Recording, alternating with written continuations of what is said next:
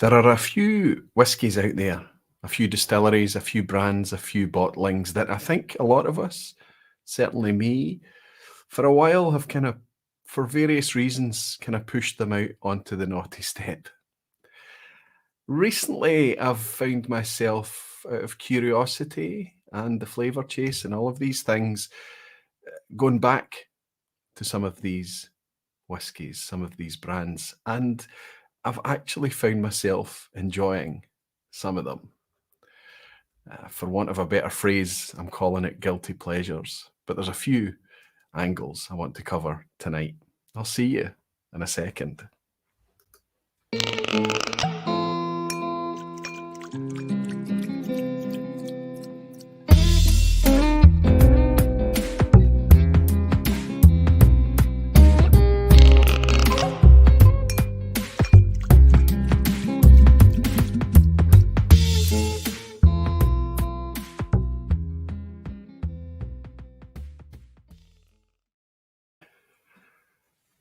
Hello, whiskey folk. Hello, everyone. Welcome to another vPub.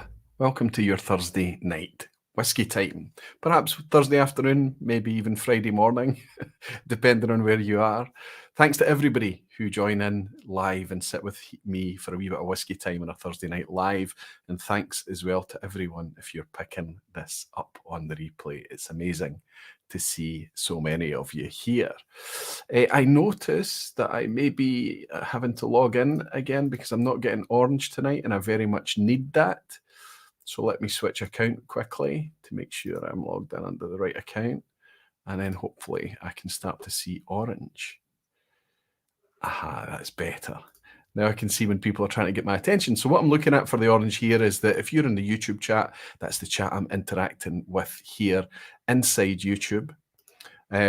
So if you're watching live on Facebook, thank you very much. I'm very grateful for you doing that.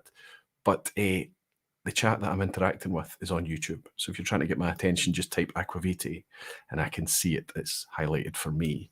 Welcome, everybody. Fantastic to see so many of you in. Bit of an oddball topic, an interesting topic tonight. And I probably need to spend a second explaining what I mean by guilty pleasures and things.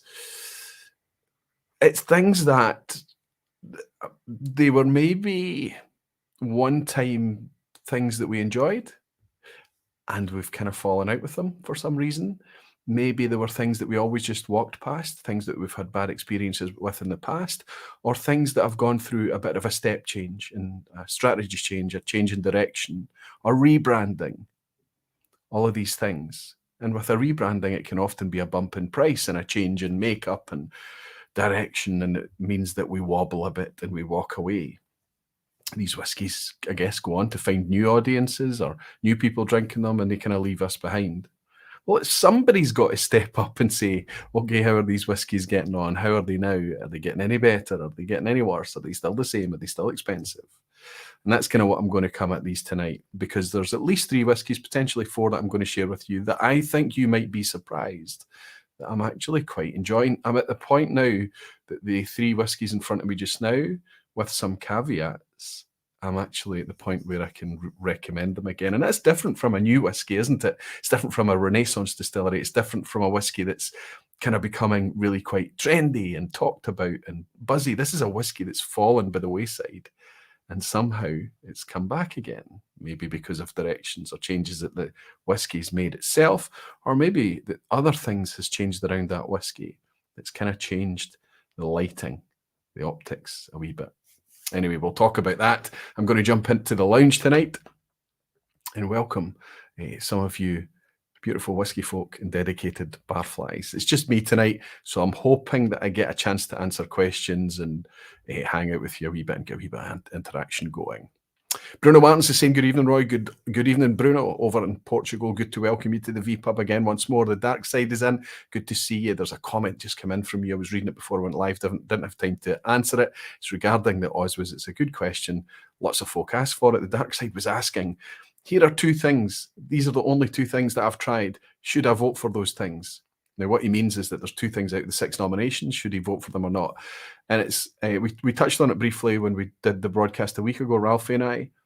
If you find something in the nominations that you find that you've connected with, that you love, that you would buy and rebuy and recommend to a friend, it's valid for you to give it a vote. However, if there's things that should be there that aren't there, you can skip it. You can vote once, twice, or skip, and then use the people's choice, put in your wild card there.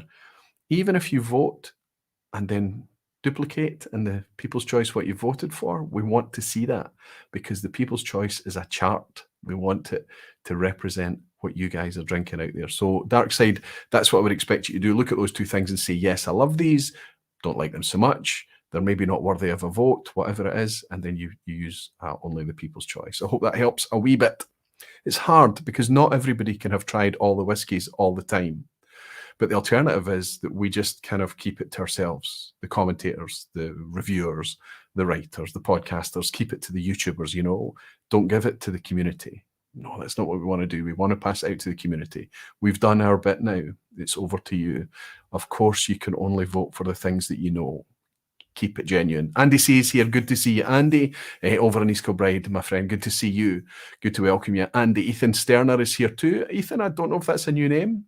My fudgy brain suggests it could be, but if I've welcomed you before, fantastic. If not, if I'm welcoming you for the first time, it's good to have you here. Jimmy Legg is here tonight. The last couple of vPubs, we haven't had much in the way of Jimmy Legg, and it's good to see him back in his comfy armchair.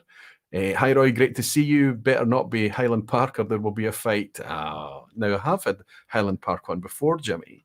I might have a Highland Park here tonight. I guess you just need to wait and see. Reb Mordecai is here. It's good to see you, Reb. He's saying good evening, Roy. Happy Jewish New Year. Oh, it's Jewish New Year today, is it? Happy Jewish New Year, Reb. Good to have you in, buddy. Cheers. Happy New Year. Daniel Williams is saying Jimmy Jazz. Petehead and Helen. And McAllen Fine and Rare, he's saying hello to everybody and Aquavita evening all. Petehead Frank, Helen and Andy are still on Isla, I believe. And it was Helen's birthday yesterday. Yeah, if you're in Helen, you are in.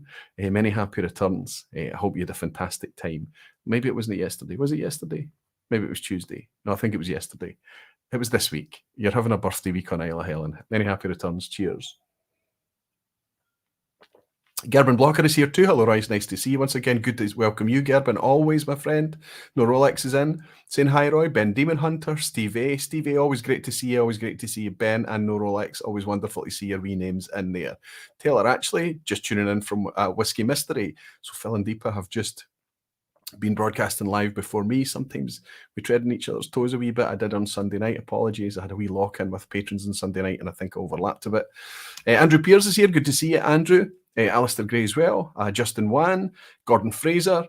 Jimmy Jazz. Gavs Drams. So many of you. Over 300 in already. I'm going to try my best to keep up with the chat tonight. I've got chat that I can hopefully control in front of me, and I've also got a wee monitor going on down here as well, so that if there's any highlighted stuff coming in, I can hopefully not miss it this time.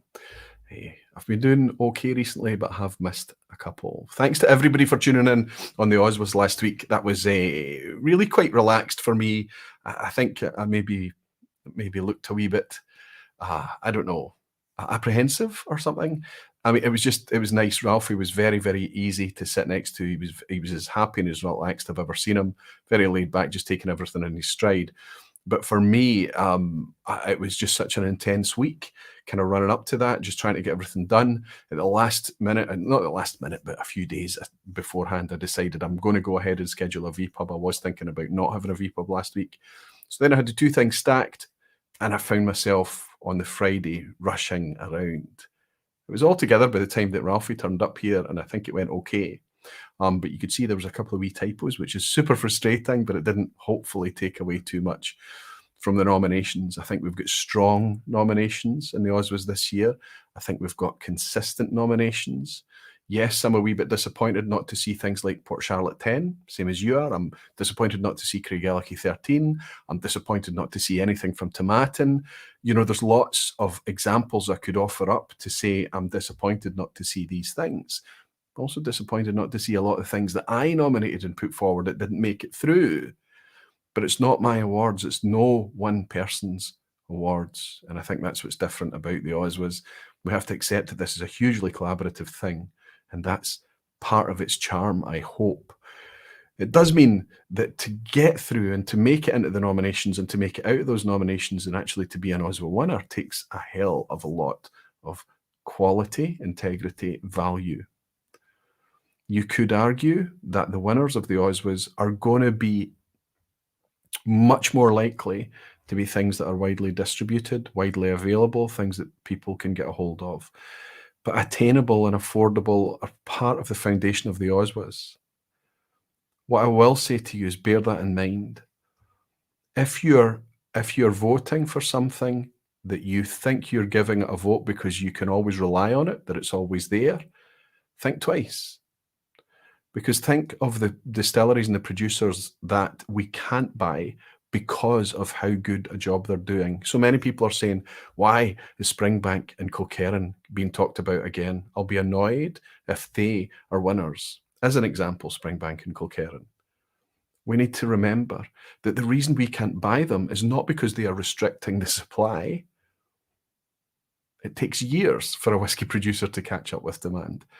And Springbank and Glengyle would be very nervous about suddenly changing things to increase capacity. They've got the balance just about right.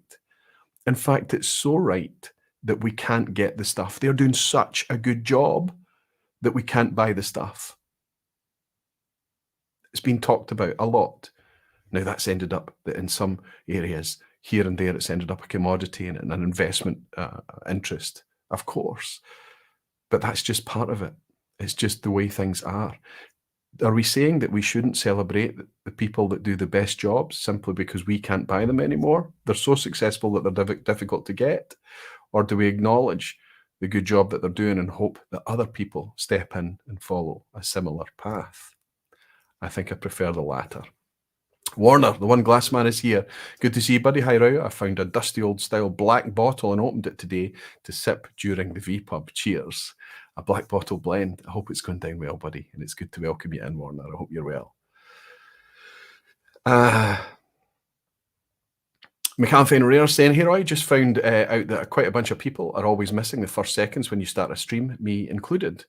I wonder why that is. What I did start to do, Doc, is just put in that kind of, I've done it for years now, just that little intro before the kind of start of it. And then you've got, 20 seconds of me speaking and then a 50, 60 seconds of the music. So hopefully you've not missed anything crucial. Nice to have you in, buddy. I know that you're celebrating this week and I hope you're relaxed and happy. Jimmy Legacy, and if Springbank doesn't win, I call shenanigans. And Ian Bruce has bought me a dram to say, cheers, Roy, for a great social platform. Ian, what a wonderful wee gift and nice kind words as well. Thank you for your dram, Ian Bruce. Cheers to you. Tom Elmer is here too. Good to see you in, Tom, from Alaska.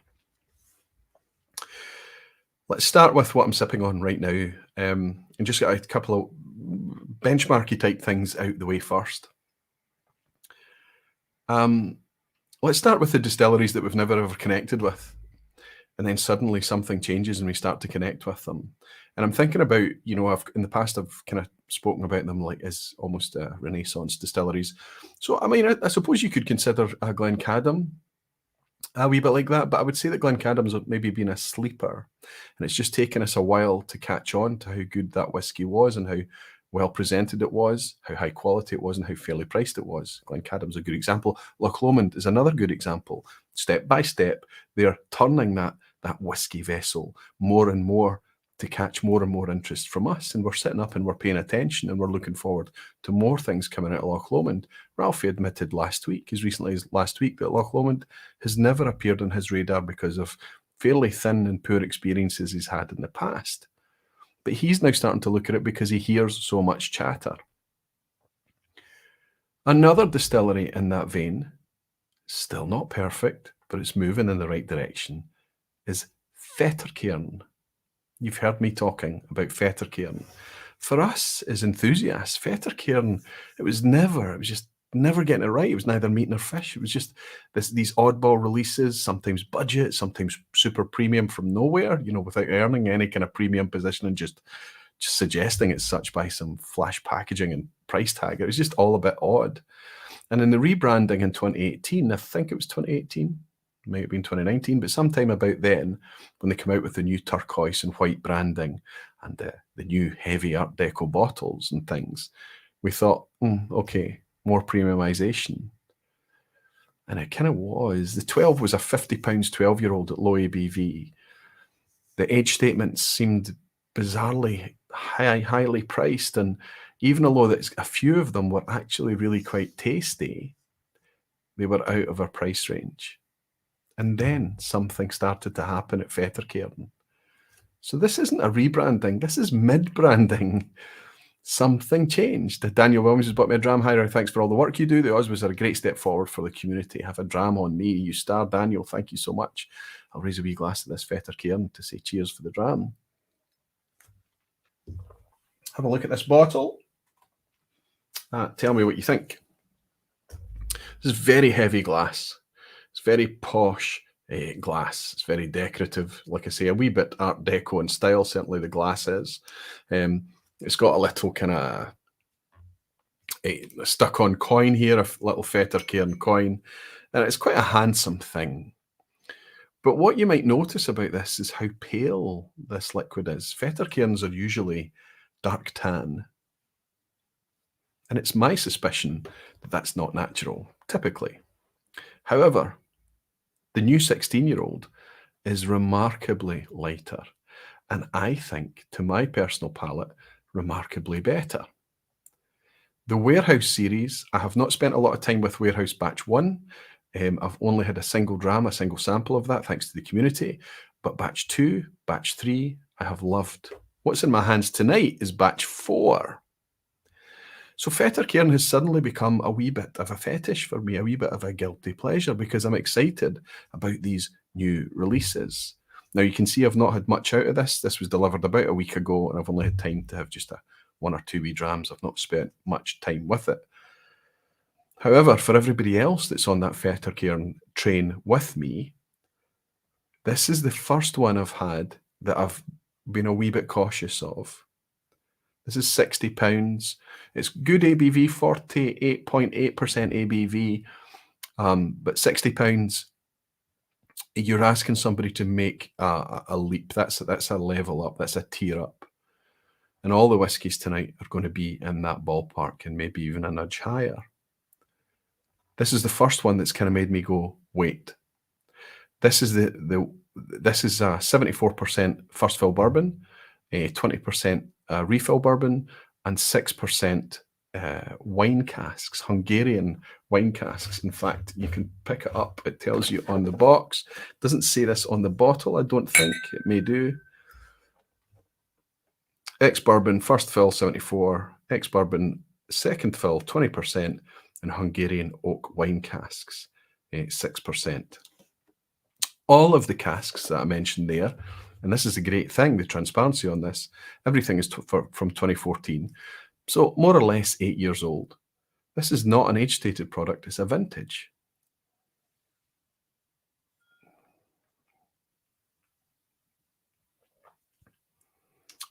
It's quite clean.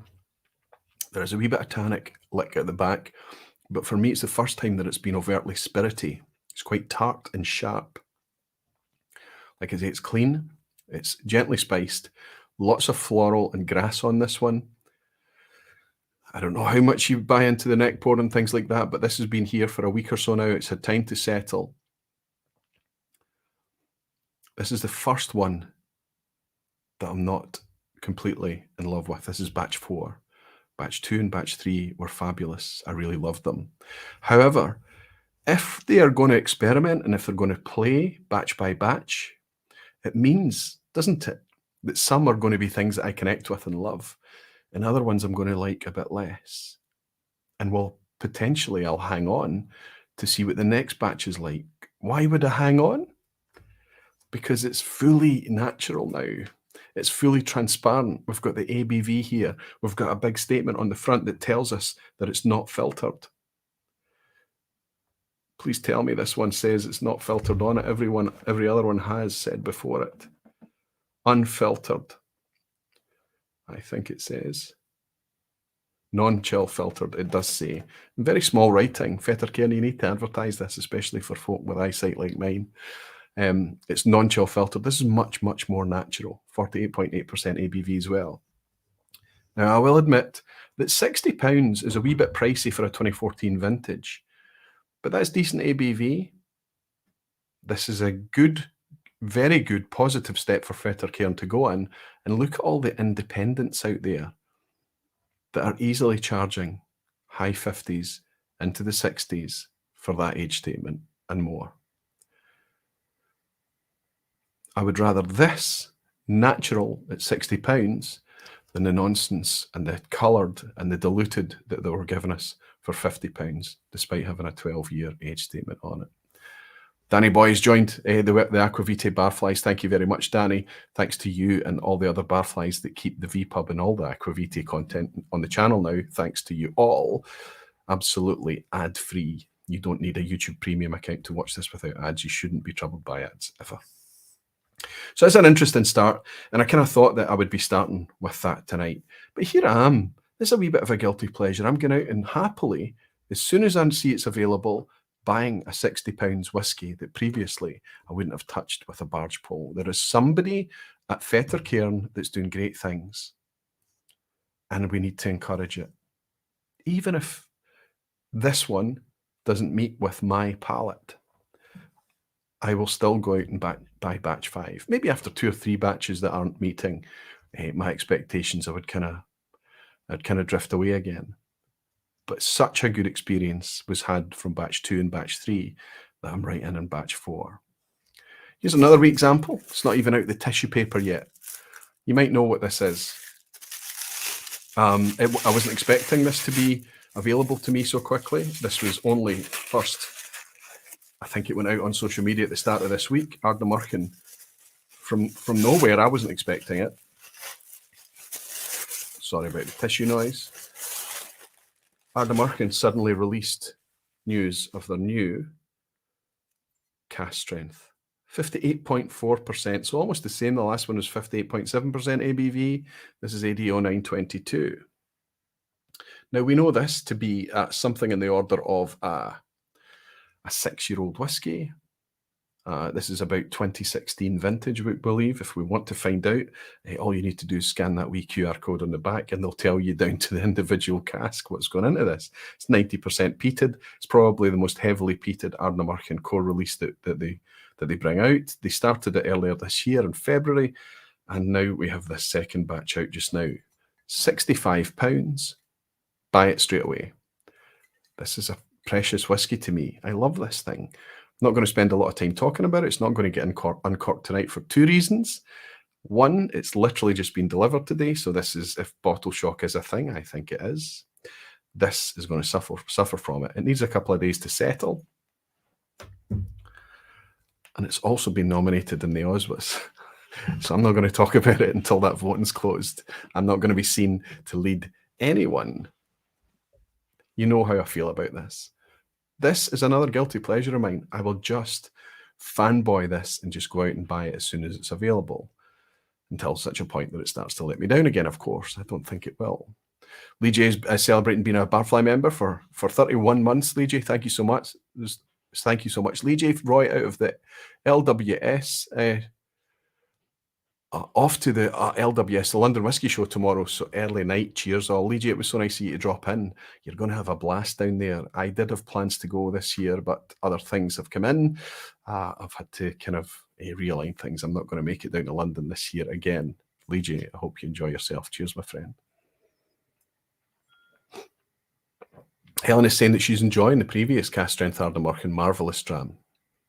And Drew from Arizona is saying, oh my, the Ardnamurchan cask strength, you must uncork that soon. Absolutely. I think I'll let the OSWAs get out of the way. There's only another 2 and a bit weeks left. So if you haven't voted in the OSWAs, head over to oswa.co.uk and get your votes in, please. Make sure you don't forget. Better to get it in early, knowing that you can edit it at any time up until the 16th, midnight on the 16th of October when it closes down. So we've cut it shorter a wee bit. It was nearly 4 weeks of voting last year, but Ralphie and I need more time at the other side to prepare for, to sort out who the winners are and talk to them about getting their certificate out to them in advance, ask if they want to appear and things like that. I don't know. So we need a wee bit more time because it was rushed last year. But 3 weeks should be plenty time. It should only take everybody about 5 or 6 minutes to do the whole voting process. People are having fun doing it. They're leaving really positive comments that they're enjoying doing it. It's easy. It's a nice clean flow. There was a problem with on Android mobiles. We fixed that. The layout was a wee bit wonky, but it should be easier that you can even do it on mobile as well. Gal Sean is saying the first batch is wonderful, talking about Ardnamurchan, no doubt. And Justin Wan is saying, I've finished a bottle of Ardnamurchan, definitely hunting for another one. Unfortunately, they're a bit hard to come by here. I know it is down to depending on where you are, but Ardnamurchan, I've seen it in the shelf in the States. I've heard about it getting into Canada. I've heard about it all over Europe. And I'm hearing about it in Asia and other markets as well. Justin, it's getting out there. And David Owen is saying, still got Springback 10 and 15 in my stash, so I'm happy. Good for you, David. So that's kind of the ballpark I'm in terms of price. But what about if it's not something that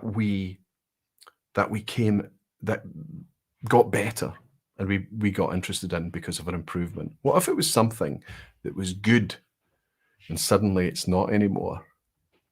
How often does that happen?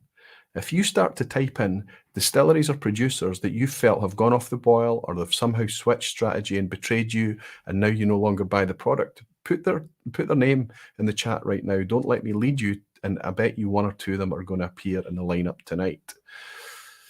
Alistair McPhail's bought me a dram Aquavite, Roy. I think this is the closest I'll get to buying your dram. You even fled the country the last time I was home in Glasgow. You're still reminding me about that.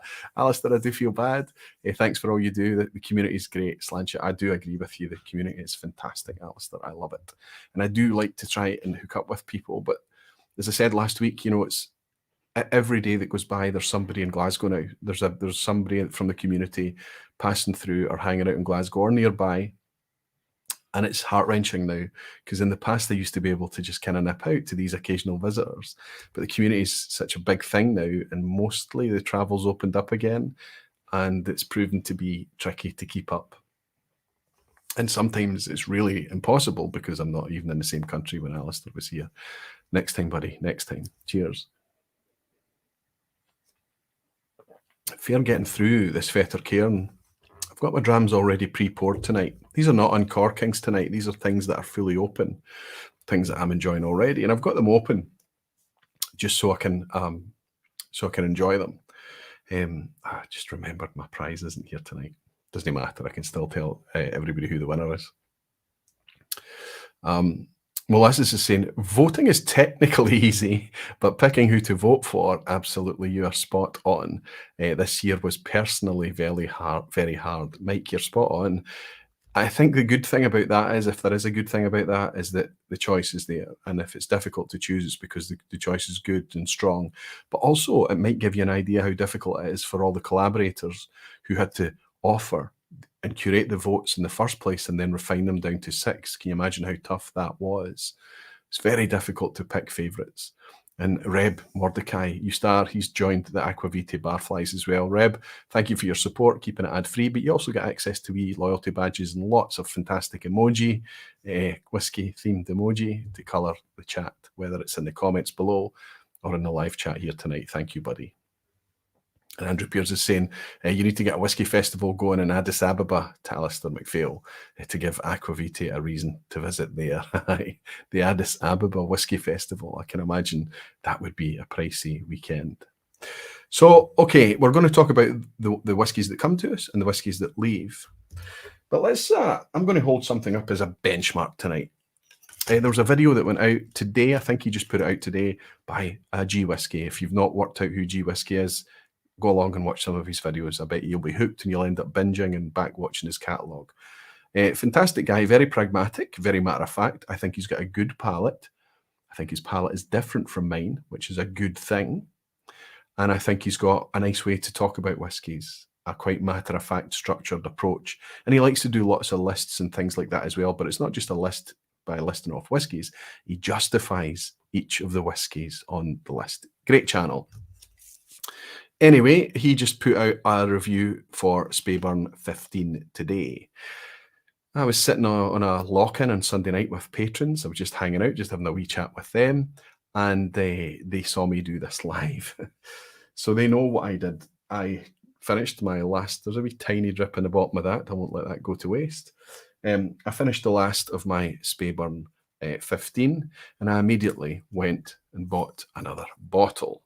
Now, this looks to be a similar batch or similar makeup in terms of colour. I need to look to see which batch it is. It's probably stamped in really difficult to read ink down the bottom. I wish they would make batches much easier to read. Put it on a label, make it easier for us. We like this. We like to compare batches. It's okay for them to be different. Look at Springbank. Look at all the people that celebrate the different batches out there. Anyway, it's a no-brainer for me because even the lighter coloured batches I've loved.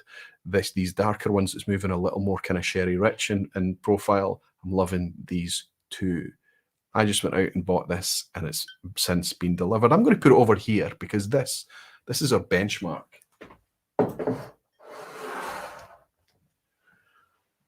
This is less than £60. Some places, some retailers you go into, if it's an independent or something, you're maybe going to pay 62 or 65, online 60 and less. Sometimes as low as 54 on online retailers. For a 15-year-old, fully natural whiskey, malt whiskey, 46% ABV, unchill filtered, natural colour, everything we're asking for, including a nice big 15-year age statement, right in the sweet spot there. It's perfect stuff. That is what I have to judge the rest of the whiskies against tonight. All my guilty pleasures have to go up against that. And if they have an argument, if they can compete with this at that price point, then we can talk about it. Because I know that I'm asking you to consider whiskies that might be a wee bit more expensive than the stuff that we're all comfortable with. But we like to treat ourselves from time to time. And if you're happy to go out and spend 50, 60, 70 quid on a cask strength this or an independent that or something, you're probably going to be comfortable in most of the whiskies I'm going to share with you tonight. Whisky Works Graham over in Ireland. Smashing, Graham. Good to see you in. He's in countdown to Glasgow Whisky Festival with the Hallion Battalion from Northern Ireland. Well underway now, sipping some Two Stacks Blenders Cut Slanshid. Graham, I'll get to meet you when you come over in November. We're all looking forward to that. Stay healthy, my friend. Cheers. Ross Brereton is saying, I finally took your advice, Roy, and my bottle of Speyburn 15 arrived today. I've just opened it and it's fantastic. Thanks for the recommendation. If there is bottle shock, then you're going to be tasting it out that bottle right now. I predict it's going to get even better if you're already saying fantastic on the first pour. There's a weight and a boldness to this. There's a meatiness to it. There's a richness to it. I don't know if you would declare it the most complex whiskey ever, but it will keep your attention. It'll keep you going back. It's perfect. And this time of year, let's talk a wee bit about this autumnal decadence thing. It's getting into that time of year. The air in the Northern Hemisphere is starting to get a bit more crisp, a bit more cool.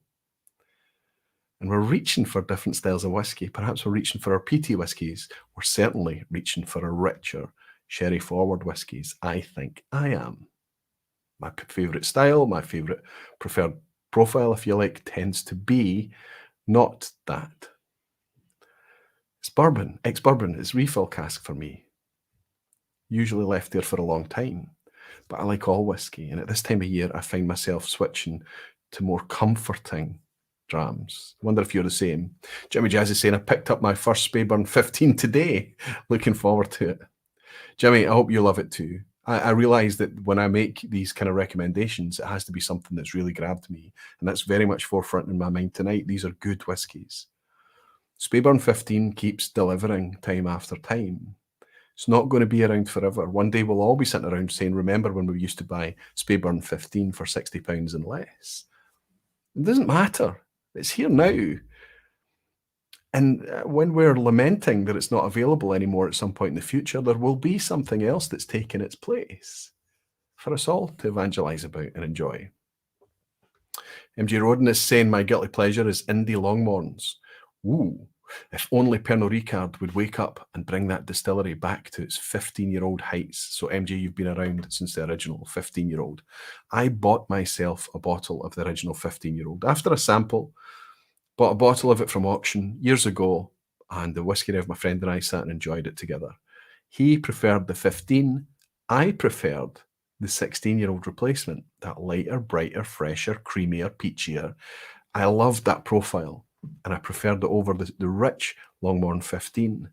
And it's one of these things. It's just kind of, it's one of these wonderful kind of mood and personal preference type things that you can appreciate and love both of them. But back then, whether it was a 15, 45% ABV, or the 16, 46, sorry, 48% ABV, it doesn't matter which was your preference. They were both wonderful whiskies. And what did they do? They brought out a non-age statement looking very similar to the 16-year-old, same price, 40% ABV, chill filtered. Nonsense. It was terrible. It was a red face. It was a huge misstep, and I don't know why. And they, MJ, have been struggling to get people back on board since. It's exactly what I'm talking about. Stick with me. You might find me talking about Longmorn tonight. Ben Whiskey with Molly saying there are, of course, loads of distilleries that talk about it. I never hear you mention Kilchoman, a definite guilty pleasure of mine. I've got the best Kilchoman I had ever in my life. I tasted this year on Isla. It's the 16-year-old Fashil. I'll never get a bottle of it, but my goodness, that was wonderful, wonderful whiskey. And I think that the best Kilchomans tend to be, to my palate, a wee bit better aged. My favourite Kilchoman that I have is a 2009 vintage. So I think it was a 9 or a 10-year-old when I bought it, quite old for Kilchoman. That tends to be where I fall in love with Kilchoman. So if it's the younger, bolder, I've got a Lochgorm over there that I'm really quite enjoying. It's a mood whiskey for me. And you're probably right, Ben. I probably don't talk about Kilchoman enough, but I have to find something that I can really engage with. That's what it is. All of the whiskies that I share with you, all the whiskies that I evangelize about, is things that I've really, time after time, gone back and decided that I really love. And Glenn is saying, I wonder at what point this vote actually gets traction with the industry awards. End of the day, it should be something that industry understands and respects and values. Listen, I think they're watching. I think they're looking in. And it's up to them whether they want to participate or take it seriously or not, but it really doesn't matter. It's found energy, it's found a life and everything without anything there. I think that some people would embrace it. The majority, I think, would embrace it. Some people might be a wee bit suspicious or cynical. Some people might even be a wee bit nervous. But generally, these things need to just play out and they need to settle. And once people work out that it's actually bringing a value, that's when things will settle into a nice rhythm and it'll find its place. It's not meant to replace anything that's existing today, but it is meant to be an alternative, a wee bit different. And Rob is saying, I don't think Tobermory 12 gets enough love, but I don't think I'm guilty about enjoying it. Good for you, Rob. And Justin Wan is saying, speaking of whiskies, you don't talk about much. What about Laphroaig? What about Laphroaig? What, I mean, I love it. I love the distillery. I love visiting there. I love tasting the things out the cask. Less and less for me, affordable Laphroaigs that bring what that distillery can make. And that's the problem with a lot of distilleries out there that I don't talk about a lot. I would include Bowmore in that as well, on the same island. There are Bowmores that I can enjoy. Can I afford them? No. The stuff that I can afford, I just wouldn't buy. I mean, that the entry-level Bowmore right now, the number 1 or whatever it's called, or it's barely, I really don't like it at all. I'm really struggling with it. I think it's a heartbreaking shame. You've probably heard me evangelize about the Atlantic Sea Salt released from them, a non-age statement. Bowmore, love it, bought multiple bottles of it, and I recommend it to everyone. I think it's wonderful stuff. But when it's overly coloured, when it's stripped, when it's diluted, and when it's young and awful, it doesn't taste like whiskey to me. It tastes like fake whiskey. And unfortunately, that's where a lot of distilleries are for me right now. What Reb Mordecai is saying, I wanted to keep it positive tonight. Reb is saying Lagavulin 12 editions 2015, 16, 17, 18 were £80. £80, absolutely. Been buying since 2011, but the 2022 edition is £135. It's a guilty pleasure. I'll be skipping, sticking to the Lag 8 and 9. The last Lagavulin 12-year-old that I bought was the 2019. I'm with you, Reb. Somebody's buying it. Good luck to them. Off you go. The Fashil release this year was finished in virgin oak. What? And now the special release 2022 releases also had virgin oak treatment. what's happening at Lagavulin. The wheels are off in terms of strategy, direction, pricing. It's just a mess. There's one special release that I've got my eye on this time, but I can't. I'm just keeping an eye on it. It's the Talisker. It's over £100 as well, and it's young. But I'll try it first. I will not buy it. I will not buy it blind because I'm hoping that it can be somewhere close to the 8-year-old that they released in 2018, I think it was, which was fabulous stuff. Anyway, let's move on to the first one. Okay, the first one that we're going to put up against our Speyburn 15 is this gorgeous dram.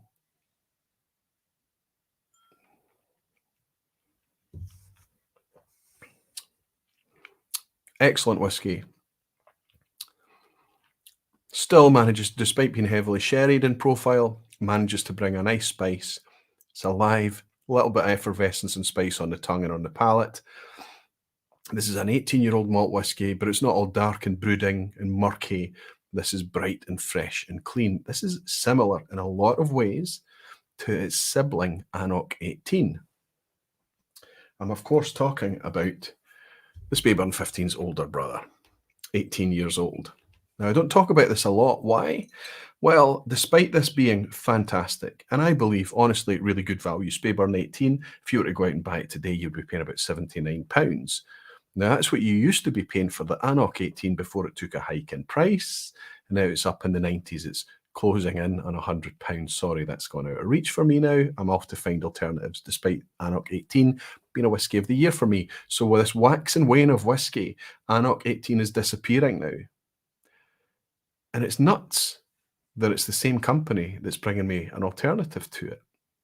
This is not the exact same. Annock 18, I would suggest, is a wee bit cleaner than this. A little bit unique. It's always got that clove thing going on. It's the best way I can describe Annock 18 is that clove thing I look for. Speyburn, for me, has got often a little bit of a nice savoury lick to it, a nice weight, a robustness, a kind of boldness about it. In the 15, it's most obvious because it can sometimes, indulge me on this, that Speyburn 15 can play a little bit like Mortlach.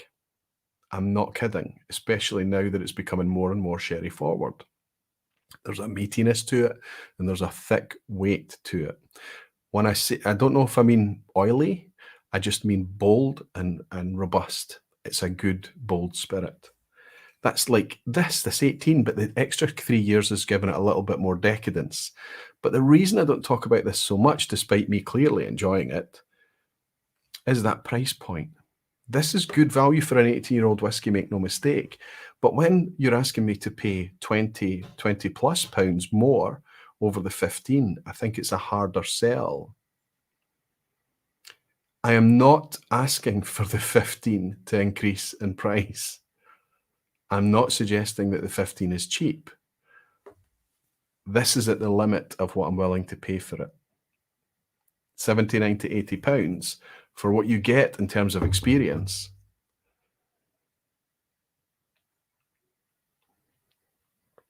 Is good, but its biggest competition is its little brother.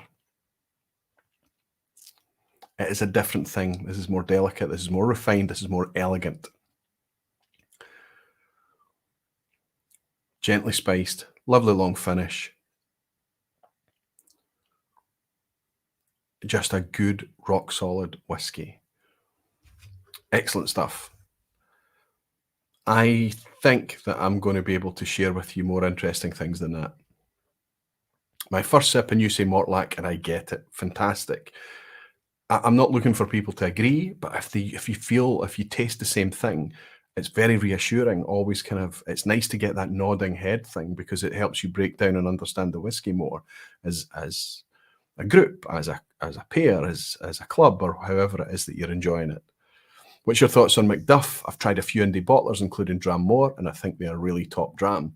I've only got maybe 2 different Macduffs up there, and they are so completely, wildly different. It's like asking, what's your thought on a country? You know, it's just a distillery that is really quite tough to get to grips with. If you go the Deveron route or Glendeveron, so much of it is at low ABV that every experience I've had, you're just holding the glass thinking you're tasting a memory of what it used to be. The Deverins, unfortunately, to me, are like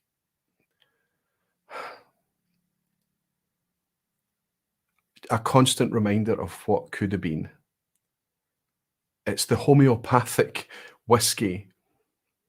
It's been diluted so many times that it's not a value proposition to me. I bought a bottle once and I took it on holiday with me. I ended up mixing it. I was always so disappointed by how thin and watery it was.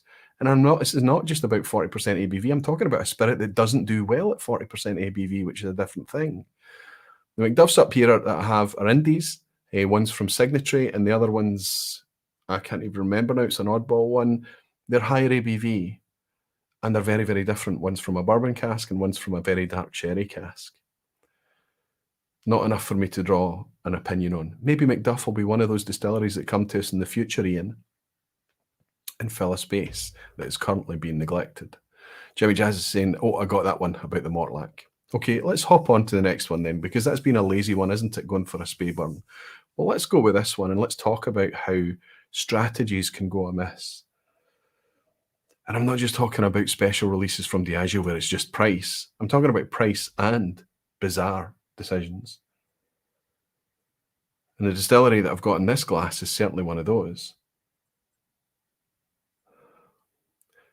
This glass is not, I have to say, you wouldn't say it's complex, but this is inviting. This is like a soft, plump, ripe fruit type experience. Sherry forward, but clean sherry. Think plum and jam and like sweet, rich sponge cake. It's quite inviting. Very gentle on the spice, very soft on the nose. Not a lot of ABV going on, despite this being a 46% whiskey.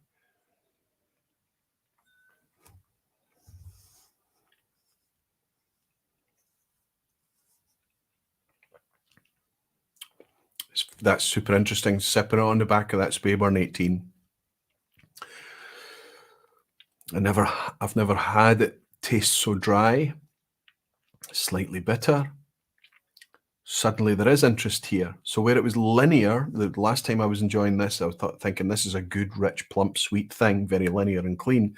Suddenly, just in contrast with that really decadent, rich Speyburn, we've got a nice, dry, almost kind of tobacco thing going on.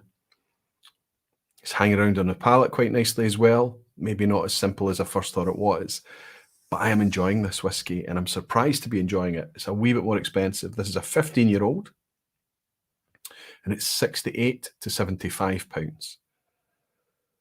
So this is a clean 10, 15 pounds more expensive than our beloved Speyburn 15 over there.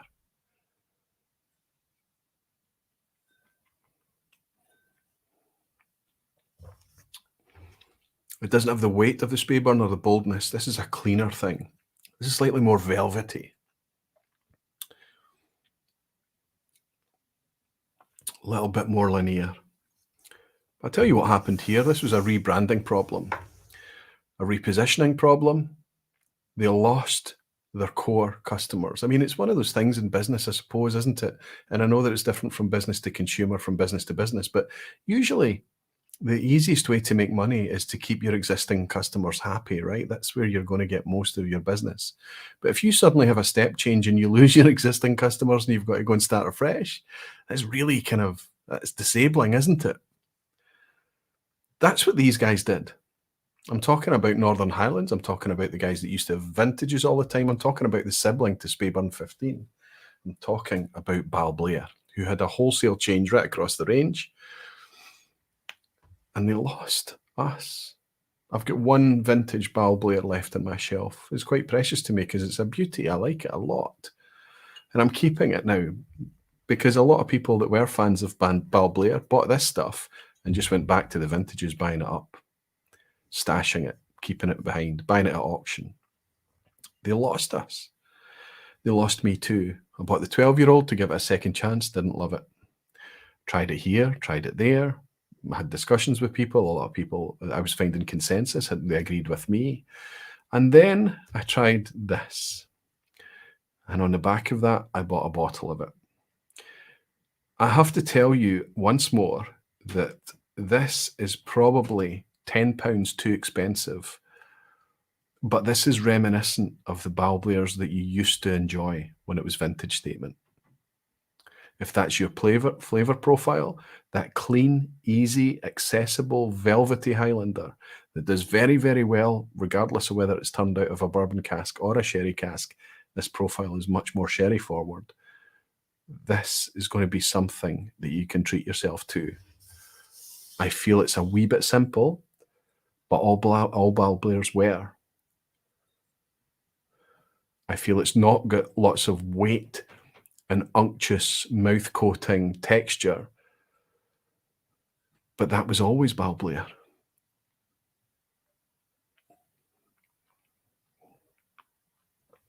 It's just a very easy, pleasant, good quality, elegant thing. The only argument that you would have with it, you could agree, you could suggest it was a wee bit simple. That's my experience of this bottle. But tonight, that lovely kind of dry, minerally almost, chalky, not chalky, stone, flint, mid-palate, a little bit of tobacco, just what that nice thing of tasting it in contrast with that Speyburn is bringing. It's different. Somebody bought me a dram. Jerry Miller. A huge thank you to last week from Helen, Andy, and I. My goodness. Jerry, I hope you're back home and safe now. Actually, no, I hope you're still having a blast in Scotland, but I guess that you're back home and safe now. I had a chance to meet up with Jerry Miller. He was one of the few people I've managed to meet up with this year, along with Helen and Andy in Glasgow recently, and what a pleasure it was. Jerry, it's wonderful for you to buy a dram just to say thanks, but it was a pleasure for me to buy you a dram when we were in SMWS together. Cheers, buddy.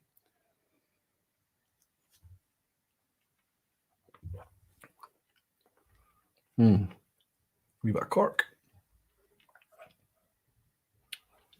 Justin Wan is saying, what exactly is clean sherry? Can you name some other examples as opposed to heavy sherry? It's really tricky, isn't it? Because it's not black and white. It's not one or the other. It's always kind of shades of gradient. But generally speaking, a clean sherry would be typically, broad brush statements here, American oak. So you've got American oak, sherry cask. A good example of it I would suggest would be RN18, which to my palate is a very clean sherry. Fantastic stuff, very easy to enjoy, very accessible, and it's very nice, sweet, ripe fruits. Very kind of red fruits, cooked fruits, stewed fruits, all of that kind of thing is still very much in the mix, but it tends to be quite clean compared to European oak, which is super rich, super flighty, super complex at times, can often leave your palate very kind of like cracked paving. It's almost got it's just that big tannic hit. That can also work very, very well with a big, bold, heavy spirit, such as a Mortlach, such as a good old school Macallan. That is kind of the murkier side of sherry. And various spirits work differently in sherry casks, of course, and they bring along different things. But so I know it's one of these kind of more nebulous terms when you talk about a clean whiskey or a dirty whiskey, but honestly, it's something that you just build up the vocabulary a wee bit. It looks like I've missed another, maybe it's another barfly. I don't want to miss these. I'm glad I've got this wee screen down the bottom to pick this up. Steve A is saying he gifted 5 Aquavitae memberships. What a star. Is that even a thing? Can that happen? That's tremendous. Thank you, Steve. Very generous of you. I hope you're handing it out to well-kent faces. Fantastic. But I hope that helps a wee bit. I know that it's a pretty nebulous term, but I hope that helps you a wee bit, Justin, in terms of dirty, clean. But it's just part of the vocabulary. It helps you kind of talk about things. Jerry and saying back home, but wishing I was still there. Good for you, buddy. Good for you. It was a pleasure to meet you, Jerry. Jerry's from the Northwest US. He's from Washington. And Jimmy likes bought us a dram saying, I don't know if anyone other than probably Doc and I remembers the 80s and 90s. I remember it, Jimmy. But I was drinking Macallan 12 regularly. Those were great days. There was no bigger kick in the head than what they did to us. I think that's probably the primo example of being deserted, right? First, it was the 1824 series. For certain markets, probably you in Canada, certainly us in Europe, but North America, Asia got to keep the age statements. And then on the back of that, the huge price increases came along, and but they didn't bring anything else. The whiskey did not get better. Arguably, it got worse. And they didn't bring any more kind of engagement in terms of presentation. Listen, Macallan is all natural colour, nothing to take away from them there. But it's usually all 40 and 43% ABV unless you're buying special editions.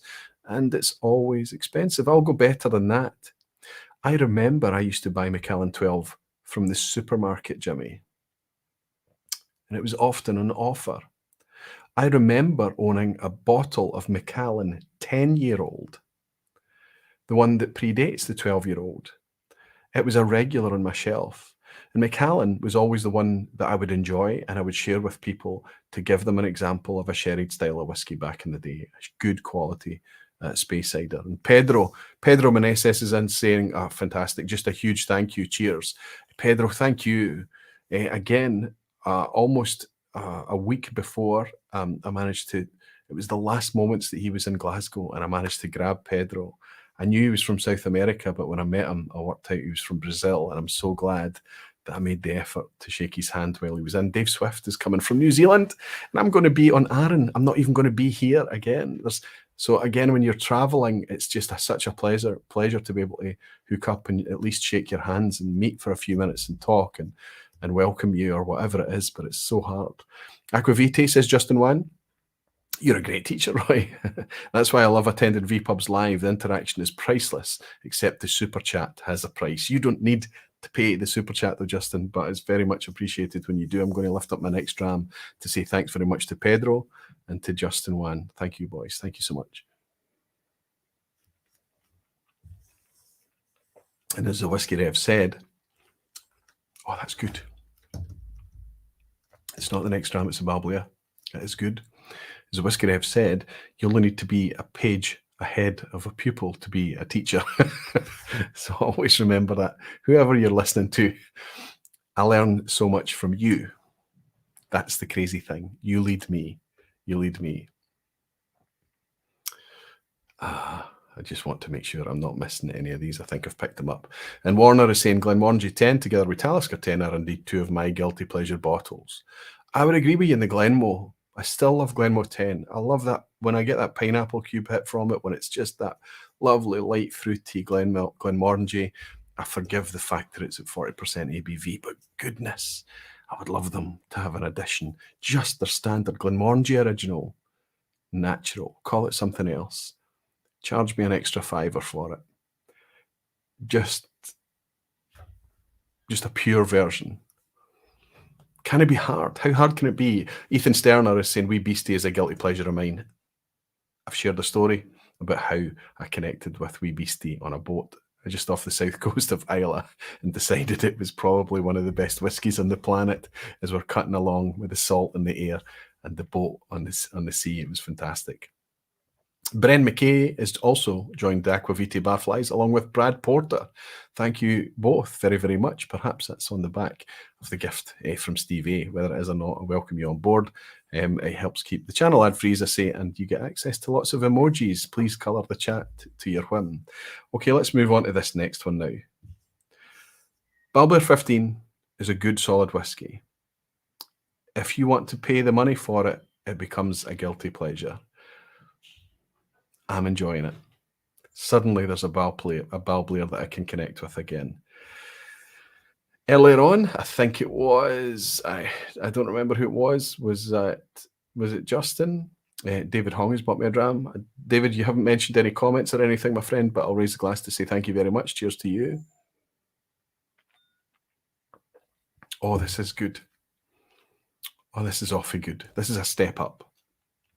This is a step up in complexity, engagement. It's less rich, but my goodness, it's got my attention. Super fruity, switchy, floral. There's even a wee like a salt on there. That's incredible that you can take that sip and bang, it's got your attention. Very light, golden tobacco type notes. Very autumnal and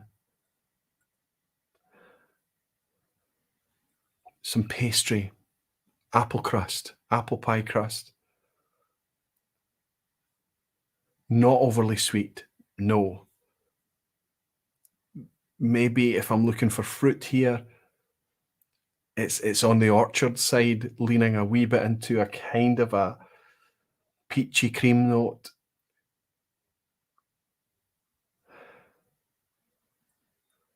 Maybe like almost like a, not golden syrup because it's too sweet, not honey.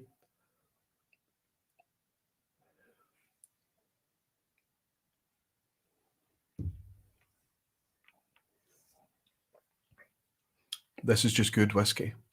This is just good whiskey. We talked about it earlier. They lost us. They absolutely lost us. This is Longmorn. It's been a long time since I've bought Longmorn. A long time. This is the 18-year-old from Longmorn. And you'll notice that it's been through another rebranding again. Well, not really, because this isn't standard Longmorn, I guess. This is a very different, but this is a narrower bottle, and this is part of the Secret Speyside series, I believe. Although I was looking for somewhere on this label where it said Secret Speyside, but it just doesn't say anything about it. But apparently, along with some Capardonic releases, along with a few others from Pernod Ricard, they've made up this kind of Secret Speyside thing. They're all very premium products and they're quite pricey. This is probably the most accessible in terms of price. For this Longmorn 18, this is by far the most expensive whiskey I'm going to share with you tonight. I paid 87. You're going to pay between 85 and 92 pounds for this if you pick it up. But that's cheaper than the Anok 18 that I gave Whiskey of the Year 2 years ago. That's annoying to me.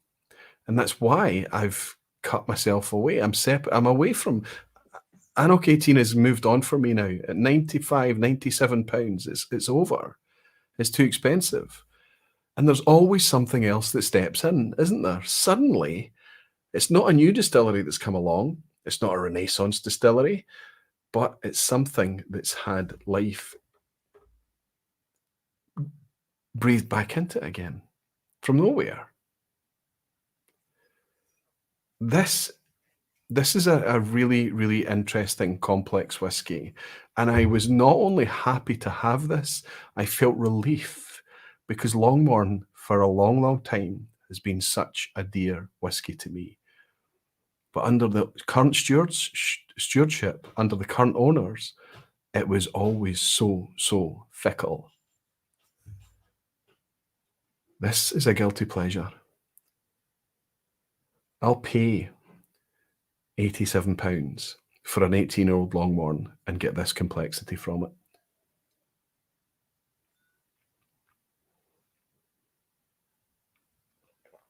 It's lovely fruit.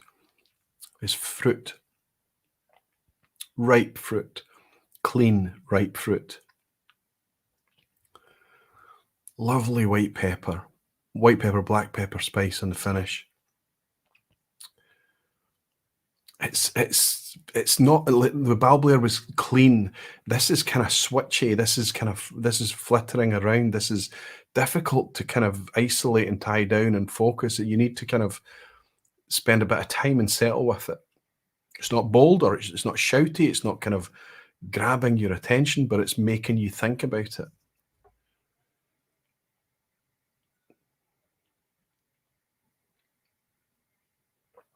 So good. So good. Longmorn 16. 2016 was £50 or less. Those days are gone. Of course they're gone.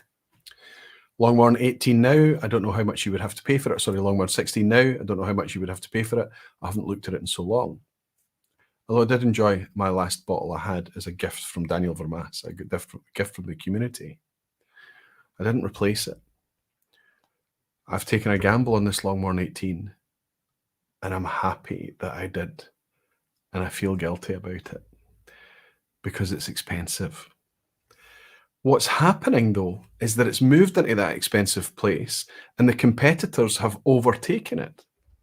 Anok 18 is now out of reach. So many other 18-year-old are including from the same distillery as Anok 18. If you look at Old Pulteney 18, if you look at Balblair 18, they're all north of £100. What are they doing? What are they thinking about?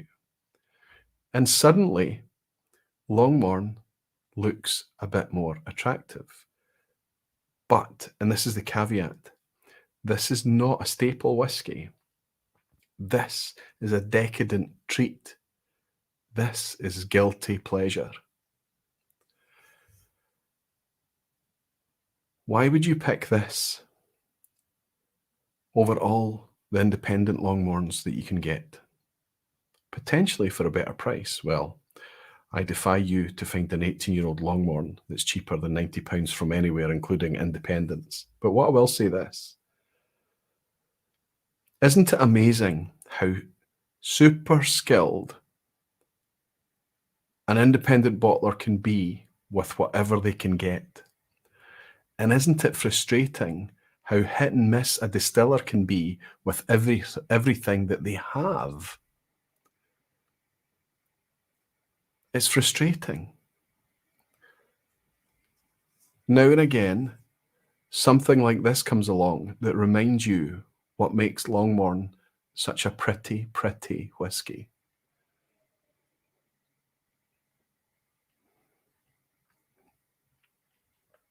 This sits on no extreme. It's more sherry forward. There's more sherry notes in this, I would say, than there is ex-bourbon, but it's somewhere kind of just to the sherry side of the middle.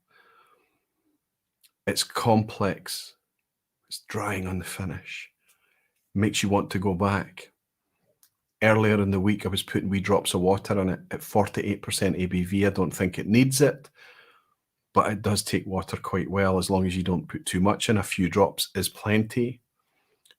Brings out a lot of the brighter notes. Brings on a lot of the spice too.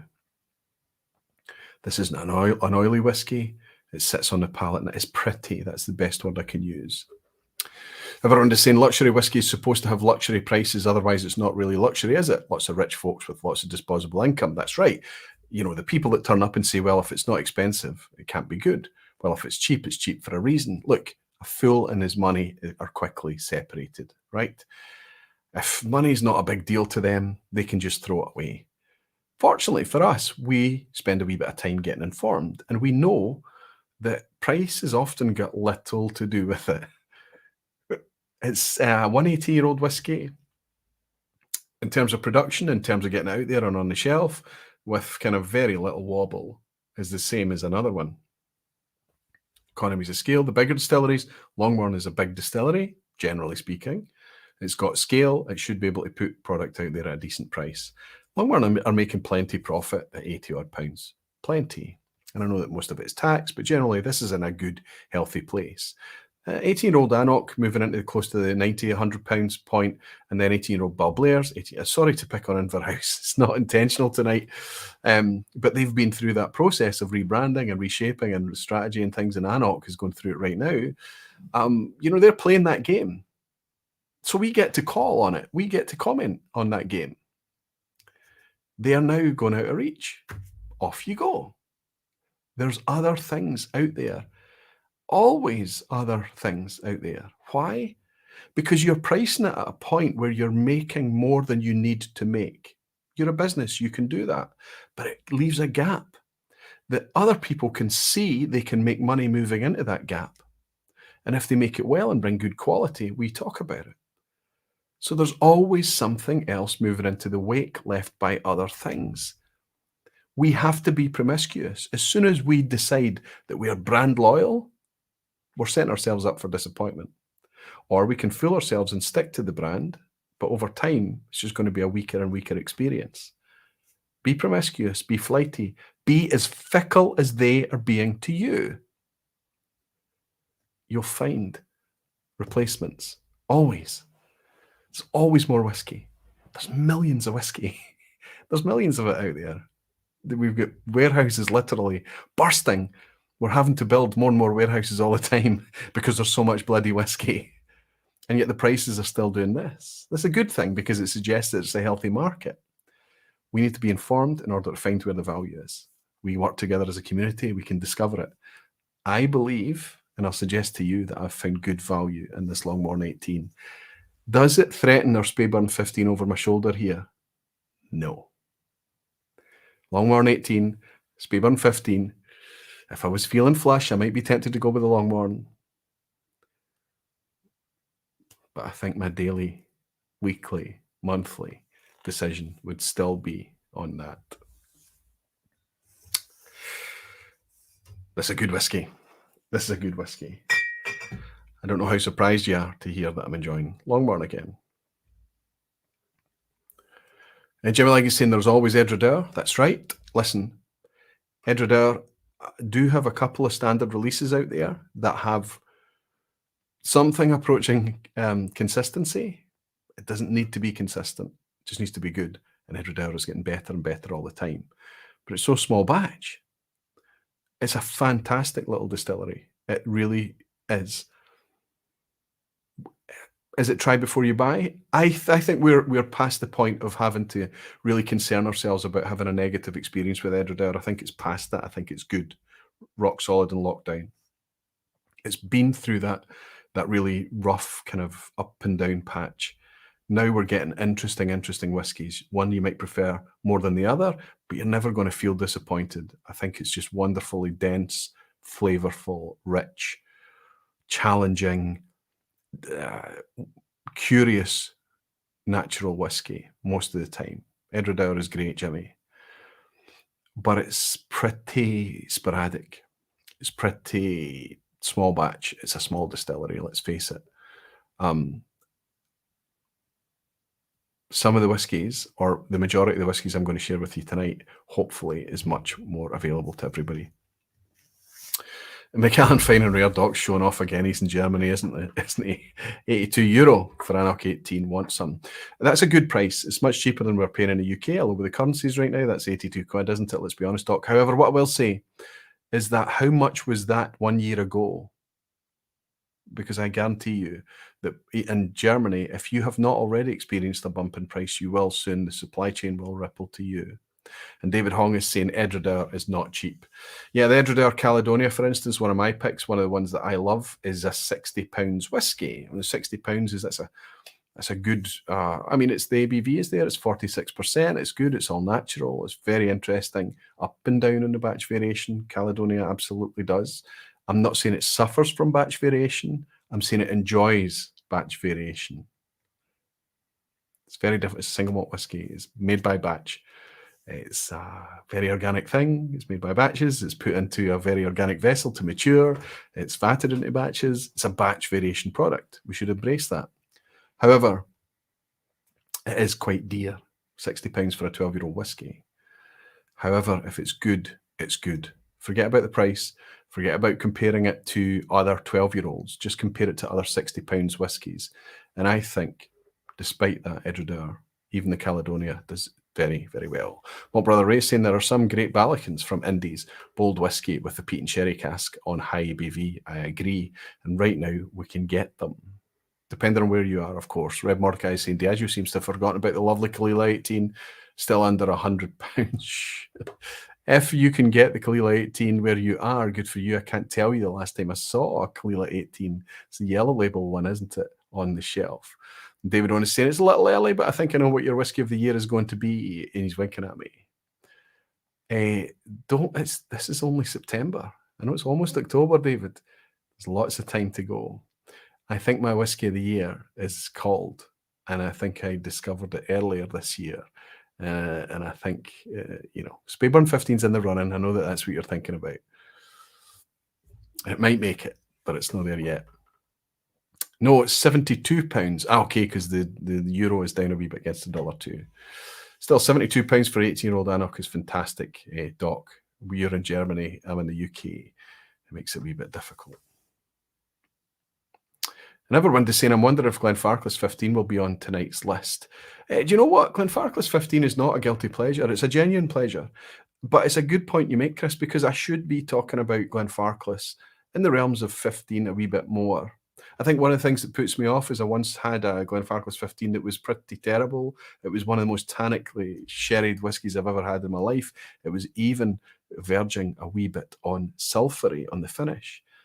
But I've had others since, and I've got another Glenfarclas 15 right now that I'm probably halfway through and I'm very much enjoying. Different from other core range Glenfarclas, the 15-year-old is at 46%. That doesn't say natural colour or non-chill filtered on the label. Unfortunately, for goodness sake, come on, guys. It should. It really should. All Glenfarclas should be moving in that direction, but it doesn't. And Glenfarclas as a spirit to me can often play a wee bit hot. My personal opinion, it's just how I find it. So often for me, I tend to be a little bit ginger, a little bit careful with Glenfarclas. But the 15 I've got on the go just now, I'm enjoying very much. It's a genuine pleasure, not a guilty pleasure. Justin Rand is saying, what about Glenfarclas 105? That's pretty good value in my opinion. I'll just repeat everything I said beforehand, where I have a cracking Glenfarclas 105. I can sometimes have one that hangs around just far too long, and that, unfortunately, it's the latter for the one I've got just now. Interestingly, the one I've got just now is actually one of the age-stated ones as well. Turn it to the back on some of the much older stock, and it tells you on the back that it's a 10-year-old age statement. Most of it is a non-age statement, Glenfarclas 105. Malt Activist is here. Good to see you. Tabs, that's the first time I've welcomed you in the vPub. You're saying, hey, Roy, nice to catch a good vPub. Wonderful to have you, buddy. Tabs, Malt Activist. Listen, there's some fantastic whiskies on the go right now, but there are also some fantastic whiskey creator channels out there as well. Tabs at Malt Activist is one of them. I would put him in the same group of people as Ben, the Whiskey Diary, Phil, the fantastic Phil at First Fill Whiskey down in New Zealand, Jeff at G Whiskey, who I mentioned earlier on tonight as well. These are kind of more, some of them aren't new channels. I mean, Malt Activist has been around for a long, long time, but he's putting real effort into a really consistent approach to his channel right now, and he's bringing out some of the best content. Malt Activist, Tabs, if you want to put in a link to your channel, I would be very, very happy, and I hope that any admins watching would let you drop in a link. I should have maybe even had one on the go. You put out a good wee overview of the OSWAs earlier this week, and it's very much appreciated, buddy. Tabs, it's nice to welcome you in with this delicious Longmorn 18. Cheers, fella. Okay, I've got 2 drams to go. The penultimate dram, let's say, is definitely a guilty pleasure. And the last one is just going to be a kind of summary dram, if you like. But how are we doing? We're 1 hour 17. I don't think that's too bad on time. There is a quiz at the end tonight. And you should really stay for the quiz at the end tonight, because it's must be one of the easiest quizzes that I've had in recent times. I'm not being fair. Some of them are easy. I give my patrons on the lock-in on Sunday night one of the hardest quizzes that I've ever put together. Some of them still did very, very, very well. There's a wee fly in again. But tonight, I brought it right back again. I had fun doing that to patrons on Sunday night. I don't know how much fun they had. They seemed to be okay with it, but it was really quite crunchy. It was really tricky. So tonight, I kind of tried to do the balance thing. But next week, we've got Menno. I'm hoping that I'll have G Whiskey on, Jeff from G Whiskey. Now, this is going to be really tricky because the guy's in Taiwan, and a bit like Tabs, he's hours ahead of us. I think Tabs is only about 3 hours ahead of us, but Jeff is 8 hours ahead of us. So for him to come into the vPub, it's early morning. He's probably going to be drinking coffee with us. I don't know how it is. He's got a day's holiday on the Friday, so we should be good. But that says a lot, doesn't it? I'm looking forward to next week, and I'm hoping, Menno has already agreed, I'm hoping that we can have a long-awaited and much-missed Menno quiz. I know you're looking for a wee bit, looking forward a wee bit to that, I hope. But there is a quiz tonight. Hopefully, look, there are at least some easy questions, let's put it that way. Malt Activist has actually bought me a dram. Thank you so much, you star, no comment or anything. I appreciate it, my friend, and it's wonderful to have you in the vPub. Cheers.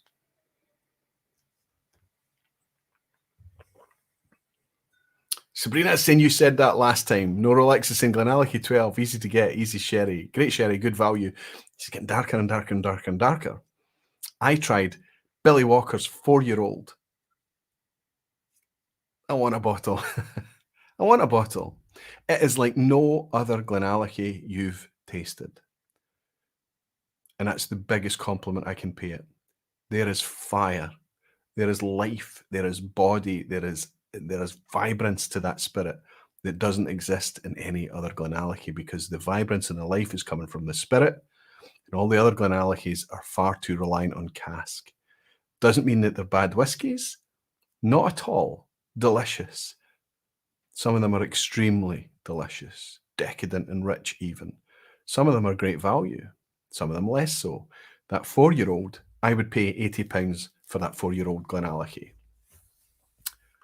I've had 1 dram. It was at the Glasgow Whisky Club on Tuesday night. It was behind the bar pour at the Bonaccord. I had 1 dram of it.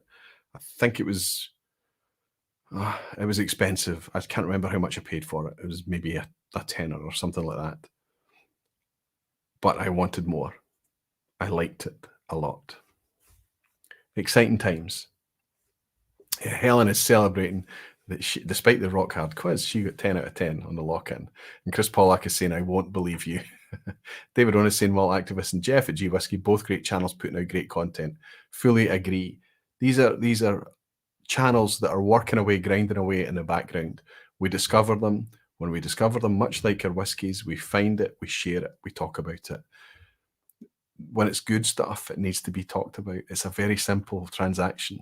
Gal Sean is saying it's the new distillate. Absolutely, that's exactly what I'm talking about. This is Billy Walker's distillate. This isn't inherited spirit. This is his first release of his spirit. Fantastic. Okay, let's go on to my last guilty pleasure. Let's get it out of the way.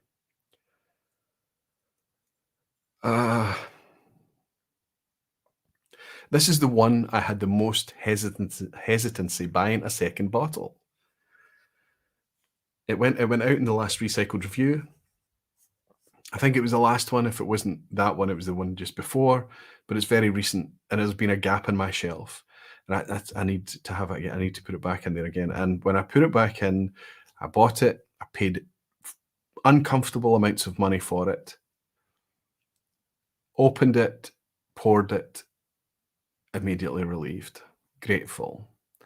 This is not close to being a perfect whiskey, but this is a very good whiskey.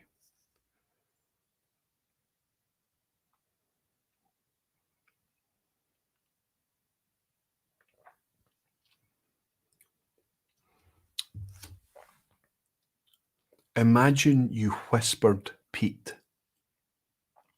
That's what this is.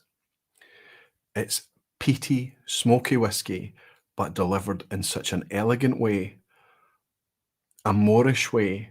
This whiskey this year has been the whiskey that's brought me back into craving a lovely peaty experience.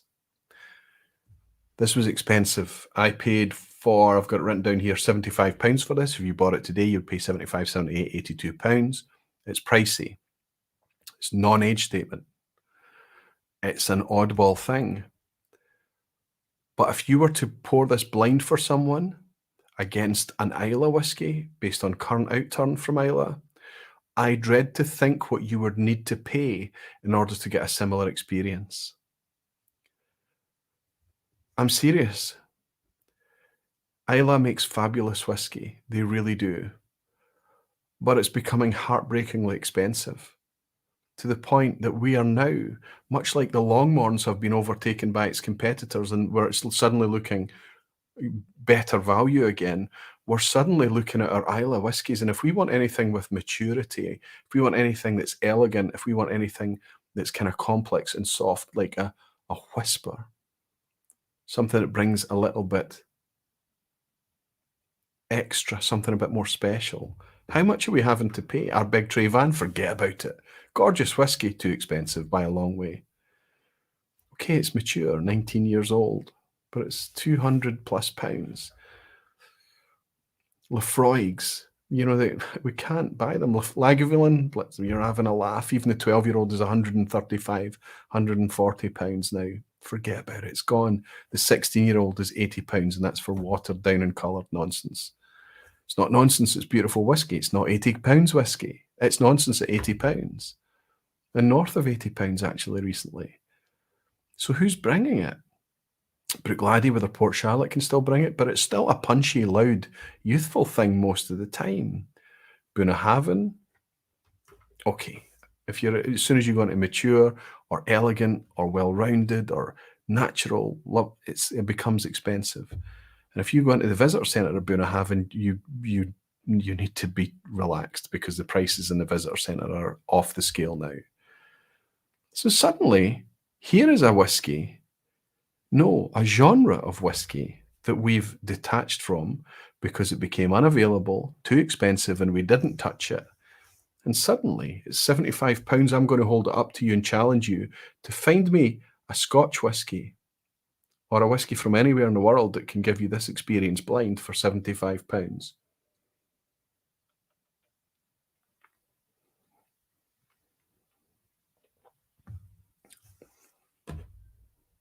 It's just a lovely dram. Lovely.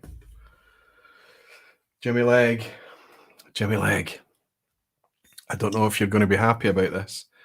It's not HP, my friend. It's Japanese whiskey. This is Yoichi. It's 45% ABV. It's got no age statement on it, and it's nuts that I should buy it. I think I bought this for a themed vPub a long time ago. And as the bottle went down, it hooked me and hooked me and hooked me more. And this is, as an empty space on the shelf, this is the one that called louder than most others. I needed to replace this. I think I'll go as far to say that this competes very well with other peaty whiskies. If you're a complete peat head, and if you look for shouty, if you look for smoky, if you look for iodine, if you look for briny, if you look for spicy, you're not going to get it here. This is elegance. But it's still peaty and smoky. This is just a beautiful whiskey. £75 for an honest statement whiskey at 45% is a big ask. Put it in the glass. Drink it against what you think is reasonable competition at that price point. There's good value products out there. The Port Askegs are bringing great stuff, mostly Caol Ila, right? There's other picks out there from Islay. There's other smoky picks out there. Ardmore is a fantastic one, especially some of the recent, if you've heard the chatter on Cadenhead's release or indie releases here and there, if it's something exciting and peaty, it's going to be an Ardmore. There are things that can do it. I think this is unique, and I think it's super interesting that suddenly other whiskies have now caught up with Japanese whiskey again. They need to do more things better. They need to get natural. They need to get transparent. 45%, what is that? It's neither meat nor fish. I don't understand.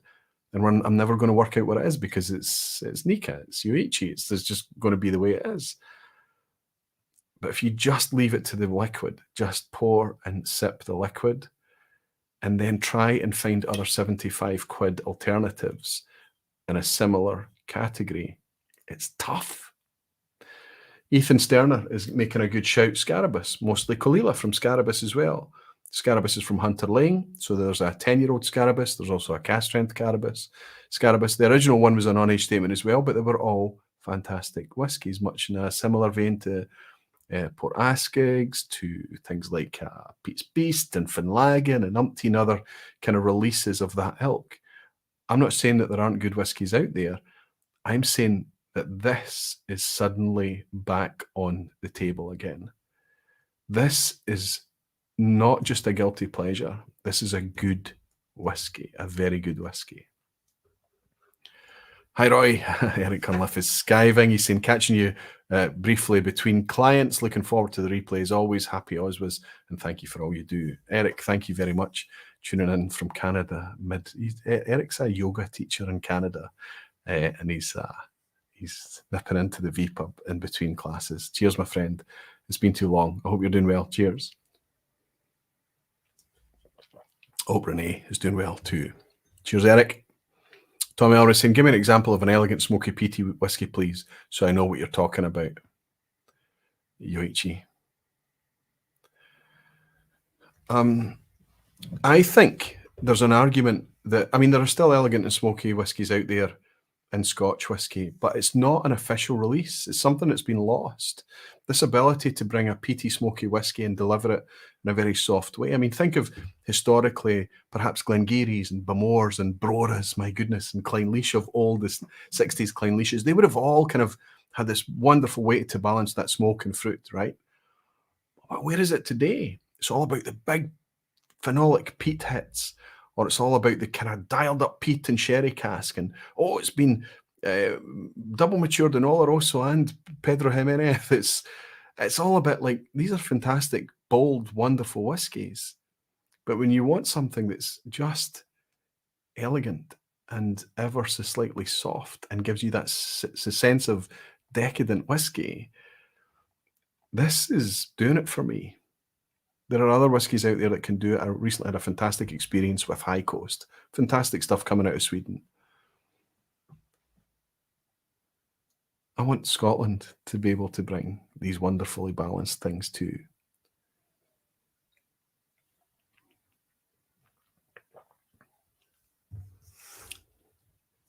And I don't mind paying 75 quid for them. 135 quid Lagavulin? Nah, good. I'm good. 45% is bourbon. Jimmy Leg is saying it's an odd ABV. I agree. Listen, I don't doubt that some of the picks tonight are going to be a wee bit close to controversial. These are guilty pleasures. These are things that I am enjoying despite my dogma. I'll say it. Whiskey has to teach us how to be a wee bit reflective, a wee bit contemplative. It has to teach us a wee bit about humility. And sometimes we have to stand up and say, this is just it. This is what I'm enjoying. And I come back to it again and again and again, and I'm enjoying it. And it's very, very good. Alderman Romax, Karsten is suggesting, I think it's a good call. I would even go as far to say that Benromac has the capability to do that right now, today. Benromac's got mature stock now. And I think that they've got pretty good core ranges just now. Why is it still at 43? Why is it just bring us at natural? It's just so close, so close. Slightly smoky and elegant to me, at least. I think it's a good call. Karsten. Kilchoman does a pretty good job in terms of elegant peat. Justin, Kilchoman for me is a little bit more challenging. It's bold.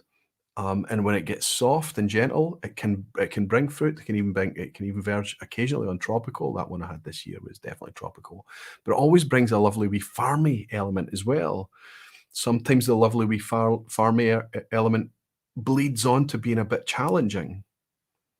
Famously, Brora, Clynelish in the past had that same thing going on. Kilchoman is a whiskey distillery that we judge through a lens of youth right now. But it's getting older all the time. The Fashil was 16 years old this year. And I appreciate that they don't have much of that old stock because they've been in demand since the day that they started. It's been very difficult for them to lay anything down. And what they have been able to lay down is very scarce. We will never admit that we have yoga teachers in Canada, says Jimmy Legg.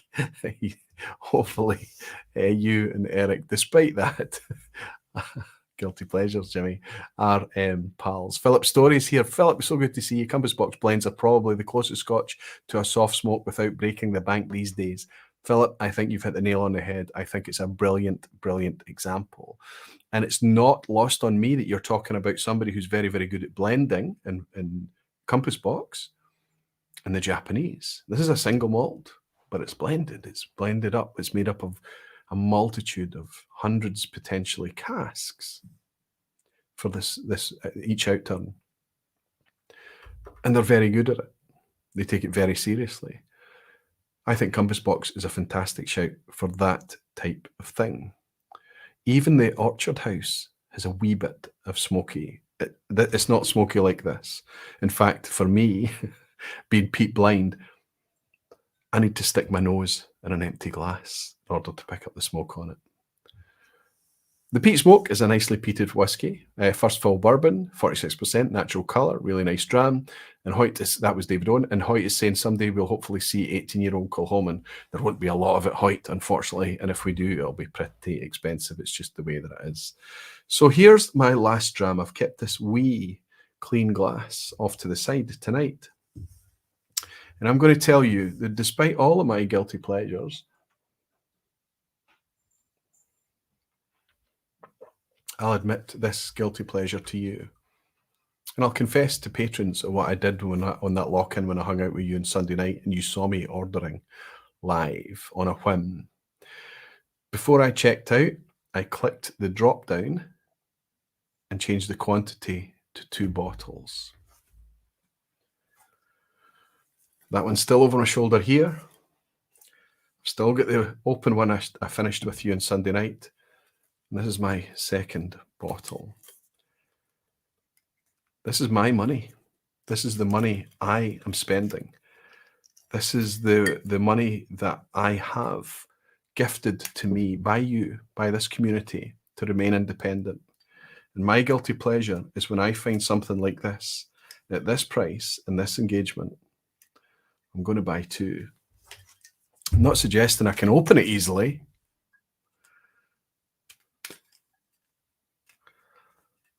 But I'm putting my money where my mouth is.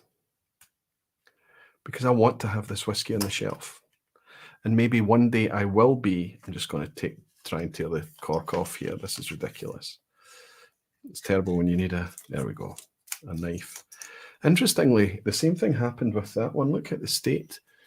Maybe I just don't have a knack of getting the foil off, but it's just maybe not a very well cut or pre-cut foil. I think that I will look back one day and talk about the day that I used to be able to buy Speyburn 15 for £54.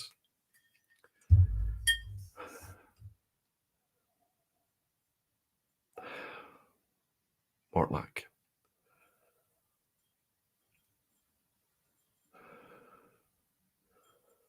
How can something be this heavy on the nose and so soft at the same time?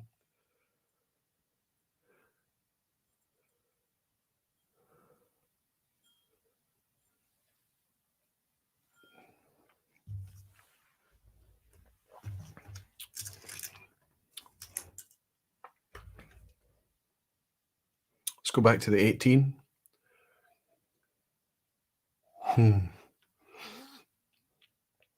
The 18's got much more of a bouquet on it. It's much more of a kind of Macallan, velvety, rich type thing. 15's much more kind of, yes, bold and heavy. I never do this. I never hoard whiskies. I never build up backup stock. I'm all about what's of the moment and moving on to the next thing. My recollection of the things that I miss will always improve in my memory, and always kind of, it's very rare for me to buy 2 bottles of anything. But one of my guilty pleasures is Speyburn 15.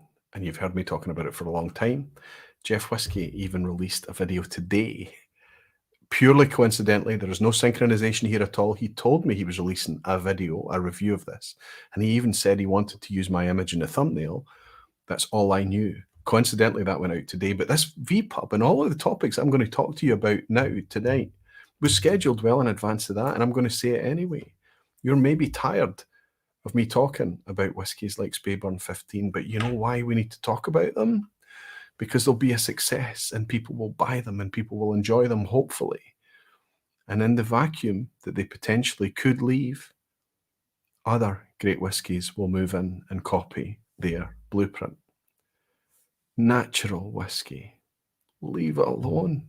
It's malt whiskey. What? It's malt whiskey. That is what it is. Why take such a wonderful product and bash it about and dilute it and strip it and colour it? Tell the truth. You're doing it for profit and no other reason. Oh, we need to make whiskey 40% because it's a barrier to entry. Okay. If you're struggling with somebody coming into the whiskey category because of ABV, sipping 40% liquid, it's hot for them. 46% is going to be hot too, but it's going to be flavoured. It's going to have mouthfeel. It's going to be natural. You can talk to them about the fact that it's natural. That is much more compelling than somebody that feels that whiskey is a bit nippy. Malt is a precious thing. I'm not talking about whiskey in general. I'm talking about malt from barley. All of the whiskies I've shared with you tonight, with the exception potentially of that Nika, it's probably the most opaque whiskey. All of them are natural. At least I believe that they are. And they're wonderful. And there is a wee bit of a guilty pleasure in every single one. I wonder if you've connected with any of them.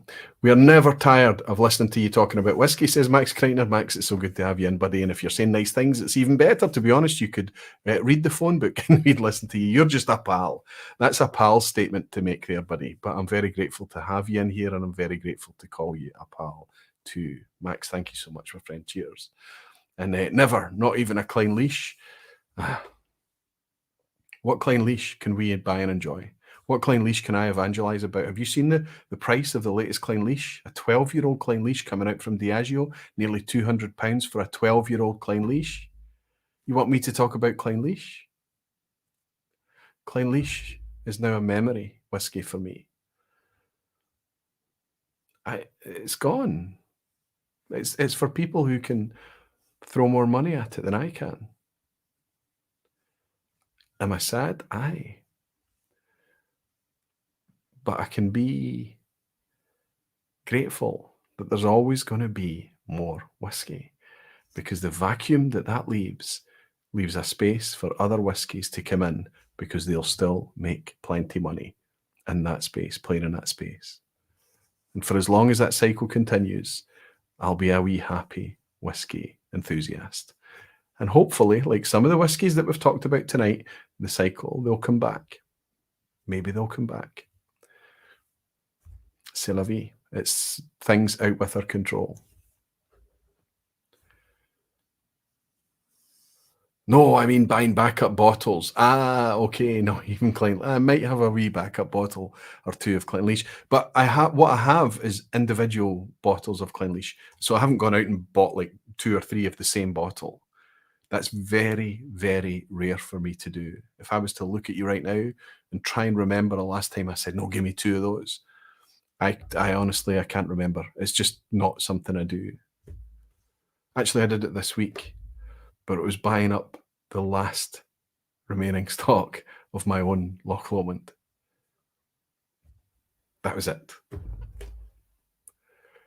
The stuff that survived the breakages. That didn't need to replace breakages.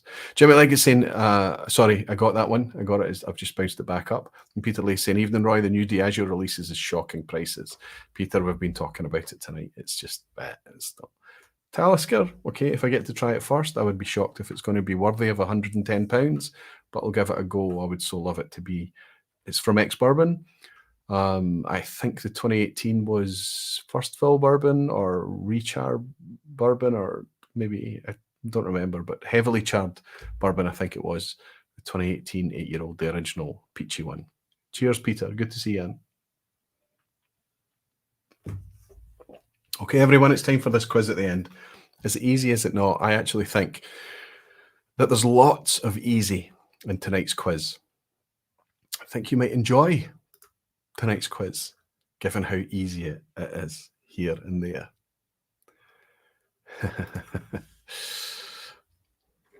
Justin Wanniston, I just placed an order on the Klein Leash 12 special release, although not for £200. Well, maybe you got it a wee bit cheaper. Did I make a mistake on that price? I understand it to be way up there. I think it's really expensive. I don't know what the recommended retail is. If it's not close to, I think maybe it was 175. Thinking about it now, I was digesting a lot about that whole thing today. Never want to say, in hindsight, I wish I could have afforded to buy 2 or 3 of some whiskies instead of one. Whiskies do come and go. I think it's part of the wax and wane of it all. But I think what we actually love about whiskey is not hoarding and being reassured by that, oh, okay, so I can have it again and again and again, because they just become deeper and deeper and we end up with more whiskey and no storage. What we actually enjoy about whiskey, and I think that that's the healthy transition to make there, is when we move towards accepting that it's a flavour chase. It's new experiences that's the real wonder. I'm probably speaking about me, but the real wonder of whiskey is finding the new whiskies all the time. And sometimes that's an old whiskey coming back to you. Helen is saying 175-ish. Okay, so a wee bit cheaper than 200. And Nora Alex is saying either the last quiz was easier or I'm getting better. Ooh.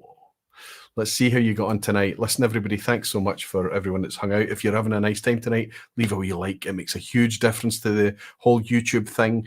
It's kind of reassuring to me as well, I'll be honest. It's a wee bit self-indulgent, but I like seeing the the thumbs going up and things. I don't really care too much about exploding channels and chasing numbers and subscribers and things. But interaction's important to me, engagement with you, all the chat and everything that we have and we hang out tonight. But a wee like is fantastic, and a wee like if you're watching it and enjoying it in the replay as well. Hopefully I've been able to put chapter markers in tonight. It's tough for me to do it immediately after the broadcast, so I sit up late sometimes, but if YouTube is moving very slowly, I have to just scrap it and then try and get back to it the next day, and that's when it's tough. That's when I'm playing catch up. I've missed 2, and it's the 2 most recent vPubs, but I will try and catch up. Justin Wan is talking about the exchange rate working in his favour. It will be a weak pound is a good thing, I suppose, for people. That's going to be a problem for us in the UK, so much whiskey leaving British shores, because even with import duties and things like that, the pound is so weak right now that it's making it tough for us. Ethan Sterner is saying whiskey is always about unique flavours and experiences in my book. Ethan, I agree. That's a good sentiment. And sometimes it's okay to let other whiskies just drift off into memory, right? Rob is saying, I was introduced to single malt through Japanese whiskey. The Yoichi was one of my first bottles I owned. I'm glad it's one of your guilty pleasures, Aquavite. It's one that sent me down this whiskey path. Nice to have you in, Rob, and I'm glad you're a wee fan of the Yoichi too. I'm Carsten is saying Kleinlich 12 already, mostly sold out in Germany here. Can't find any online so far. It's so frustrating. We're telling them, charge whatever you like, we'll buy it. I won't. And Callum is saying, enjoyed the vPub. There is now a Speyburn 15 winging its way to Dunfermline. Callum, please get in touch with me and tell me what you think about it. Even if it's a negative thing, give me the feedback. Oh, the pound is so weak. Jimmy Legg is saying, try and buying with the Canadian dollar. Aye.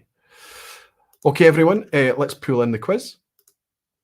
Like I say, I do believe I've got the balance right. So what I'm basically saying there is the questions aren't balanced, but the number of difficult questions versus easy questions is perhaps hopefully balanced if I've got it right. Listen, good luck, everybody. It's always multiple choice. You're only ever playing against yourself. 33% is the... Yeah, if you score below that, okay, it's difficult, because if you're just hitting random buttons, you should score higher than a third because it's 3 options each time. But the pass mark is 5 out of 10. As long as you hit that threshold, you can celebrate and relax. Everyone is saying, I agree, exploration of whiskey is a lot of fun, but sometimes I just want to sit with an old friend and time travel. I did find a Speyburn 15 and I'm enjoying it. It did open up nicely. That's terrific, Chris, and it's a terrific sentiment too, and I get exactly where you're coming from. If those old friends that you can sit and time travel with are affordable to you and you can still get them, that's even better. Gordon Fraser is in. He's saying, come on, the 6 out of 10. Terrific. And Molasses is saying, hitting random buttons, I feel seen. You star, Mike. Whiskey with them all, he's saying, the quiz, bring it. Here we go. Question 1. Which of these 3 2022 OSWA nominations also appeared in 2021? What are we seeing as a repeat? A. Bunnahabhain 12, C. Cutty Sark Prohibition, or C. Wild Turkey 101. A. Bunnahabhain 12, B. Cutty Sark Prohibition, or C. Wild Turkey 101. Steve A is helping me with the definition, let's say, between each question. Thank you very much, Steve. It's good to have you in. Terrific. Jimmy spotted at the outset. No Rolex has spotted me as well. Terrific stuff. I'm not lulling you into a false sense of security. I'm just starting off with the spirit of things that's like, okay, here we go.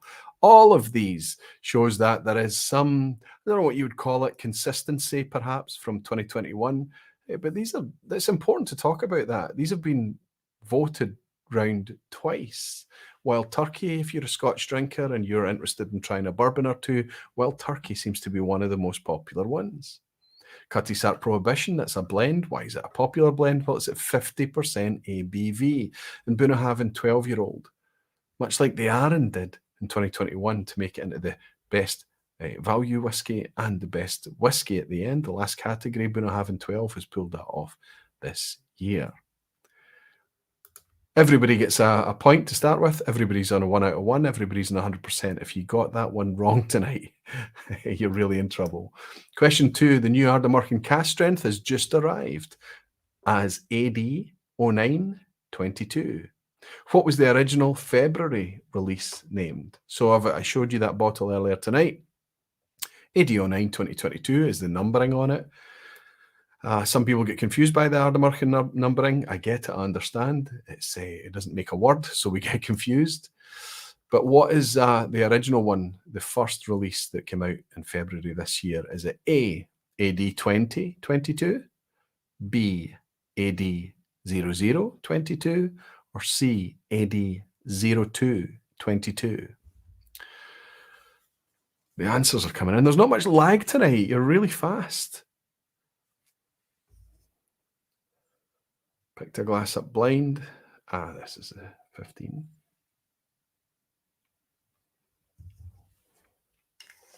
3, 4, 5. Actually, 5 really good whiskies tonight. The Fettercairn I still need some time with.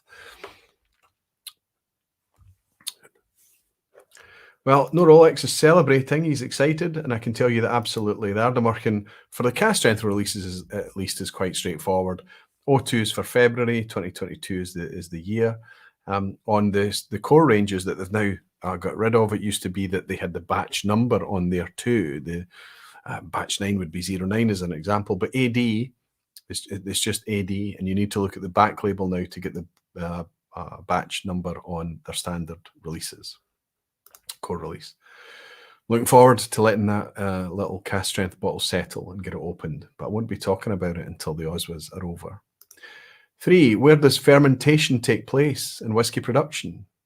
Come on, I'm spoiling you tonight. Where does fermentation take place? Is it A, in a mash tun, B, in a washback, C, in a pot still? Where does the magic of fermentation happen? You'll hear so many modern distillers talking about how much effort they're putting into fermentation. They believe that that is what's been missed. That is where they can harvest flavour. If it's not made at this stage, it's difficult to find it in the other stages.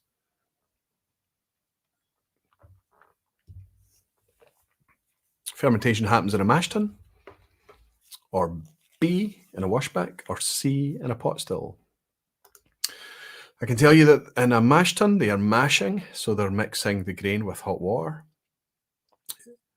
In a pot still, they're distilling, so they're separating the alcohol from the liquid, the water. And B, they're adding yeast in order to ferment in a washback. So B is the right answer. Hopefully you're finding this a wee bit more comfortable tonight. Number 4, the facts, the people, the news, the stories. Where might we read this in a whiskey context? Where might we read the words, the facts, the people, the news, the stories? Is it A, Whiskey Magazine's website? B, the Whiskey Show, London Flyer? C, the Malt Whiskey yearbook cover? Bruno Martins, BMO, Benny Fries, Nicholas, Taylor Atchley, Danny Boy, Daniel Williams, the One Glassman Warner, all celebrating 3 out of 3 amongst a bunch of others too. Where would we see the statement, the facts, the people, the news, the stories? A, Whiskey Magazine's website, B, the flyer for the London Whisky Show, which is happening this weekend. C, the Malt Whisky Yearbook cover. Listen, hopefully you are all of the understanding that you need to have this available. To have any chance at this quiz on the end, you need to have the real Whiskey Bible at hand. This comes out every year. We're expecting the new one out very, very soon in October. And of course, that's why I've stuck in this question. The facts, the people, the news, the stories is on the cover of the Malt Whisky Yearbook. Terrific stuff. 4 out of 4 for Taylor, actually. P-Head Frank is in, Danny Boy, Andrew Butler, Jimmy Jazz, BMO, Justin Wan. See, it's easy. This quiz is easy. Everybody on 4 out of 4. Graham Fraser met up with me this week. It was nice to have a dram with him at Glasgow Whisky Club. And he announced that he'd sent through some more images, and I'm very grateful to have them. So these pictures I can credit to Graham Fraser, barfly extraordinaire, and just a nice all-round guy. But what are we looking at here? Is this a distillery in A, Scotland, B, Japan, or C, Sweden? Jerry Miller is saying he's already ordered to 2023. Good for you, Jerry. It is one of the best friends you can have in whiskey, that wee book. It's a terrific, terrific wee thing. Love it.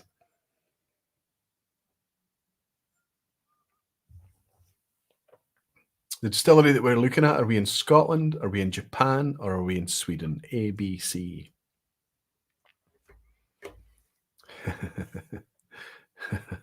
Justin is suggesting he sees a Glen at the back, and dogs have no uncles. Colin, good to see you. He's saying a slight clue behind the tree. Yes, there is a wee bit of Scottish architecture there. If you answered A for Scotland, you would have correctly picked out that we're looking at Glenfarclas Visitor Centre. Absolutely, this is Glenfarclas. Terrific stuff, everybody. Hopefully you got that one right. Hopefully a lot of you have already hit your pass mark and are on 5 out of 5, like Jimmy Legg, Malt Minion Chuck, Malt Brother Ray, Peter Box, Andrew Butler. Terrific stuff. I hope you're enjoying it. It's going to start to get a wee bit trickier now. Who have outgrown their new distillery so quickly, they are now inviting public feedback on plans for a new distillery. So this is a new distillery, but they now need to make a new distillery. Is it A, Ardnamurchan, owned by Adelphi, B, Dornoch, owned by the Thompson brothers, or C, Isle of Rassay, owned by R&B Distillers? Gordon Fraser is saying 5 out of 5. Is this to make up for the lock-in hurt? Maybe a wee bit, but it's not going to be very... Let's call this one tonight, I've gone for balance. So you've experienced the kind of positive side, and this is where, that fickle brand up and switches on you and leaves you, Gordon. So you might struggle from here on in, I'm not sure. Who has outgrown their new distillery so quickly they're now inviting public feedback, and they've got plans for a new distillery? I'm, of course, talking about a Dramface story. That's why that logo is there. The Dramface logo is there because it is specific to the dramface.com website. I hope you're all enjoying Dramface still. I'm loving bringing it to you. What a team of writers that we have. We've just reinforced it. The stuff that they're bringing, especially geeky and deep dive recently. I've loved it recently. But it is Dornoch. Have a wee look at this image here. So instead of their 47 square meter fire station that they've been using in recent times, they're now planning to upscale things quite a bit. That's exciting for me because I have still not owned a bottle of Dornoch whiskey. So there we go. It's not approved yet. It's not going ahead yet, but it's exciting times up in Dornoch. Question 7. Where is the UK's highest distillery? And when I'm talking about highest, of course, I'm talking about elevation. I'm talking about, I was once corrected for using the word altitude, which I think is fine, is a word to use, but contextually it's fine. But I'm talking about above sea level. Who is the highest distillery in the UK? Does it exist in A, Wales, B, England, or C, Scotland? This should be easy, isn't it? Easy. Where is the highest distillery in the UK? Is it in Wales? Is it in England? Is it in Scotland? Ethan Sterner is suggesting, let's hope global grain production will keep up. Well, I think you're absolutely spot on there, Ethan, because grain is first and foremost a food before it is a beverage, right? Before it's beer, before it's whiskey. And it is a concern. It is absolutely a concern. And I think if it does bite us, it's going to bite us in the years ahead, not immediately. But I think that probably, yes, it'll kick in pretty soon. There's too much to be nervous about right now. The world's a pretty scary place. Oh, this is split people. This has split people. Now, there's a banana skin in here because, you know, if you look on Dalwhinnie's website, they talk about how they're the highest distillery. But then you know that Tom and Towel is the highest village. But actually it's not. There's another higher village than Tom and Towel. Tom and Towel's only the highest in that region of the Highlands. Then you hear that Breval is higher than both of those. So Breval is the highest distillery. And then you learn actually that Dartmoor in England is the highest distillery. 200 meters or feet. I think it might be feet actually. It's 200 feet higher than Breval. So in fact, it's in England, but it's not Dartmoor. It's actually a distillery in England called the Cat and Fiddle. I can't work out if it's called the Cat and Fiddle Distillery. This is from their website, or Forest Distillery, but they're one and the same. And this is the old Cat and Fiddle pub on a very, very high pass up in northwest England. Eventually, the pub, after struggling for 2 decades, was turned into a distillery. And now, since 2016, they've been making whiskey there. And this now is the highest distillery in the UK in terms of elevation. So there was a banana skin in there. It is in England. So this, they're distilling higher than they are in the Highlands, south of the border. Jimmy Legg is saying 7 out of 7. And of course, I've had plenty of Cat and Fiddle. I love the sarcasm, big guy. I feel you. I feel you. Question 8. According to the 2022 Malt Whisky Yearbook, which of these countries has the most malt distilleries? I'm just looking for a country with the most malt distilleries. Is it A, Italy, B, Northern Ireland, or C, Sweden? Who's the busiest when it comes to making malt? Eric R is suggesting that that was a half-ass hat. I think it's a good way, Eric, of describing a banana skin. Molasses Mike is on 6 out of 7, getting nervous and suggesting this is where it all falls apart. Jerry Miller is saying, good, missed one. I'm now set for the next week's Menno quiz, 6 out of 7. It's starting to wobble a bit. Peter Lee is saying that was snowed in last winter. I can imagine it gets snowed in all the time. Andrew Butler is saying, I got that right, but thought it was Dartmoor. I've got you covered, Andrew. The wheels are still on the trolley. Terrific stuff. But Dartmoor has been pipped. Even Dartmoor still suggests that they are the highest.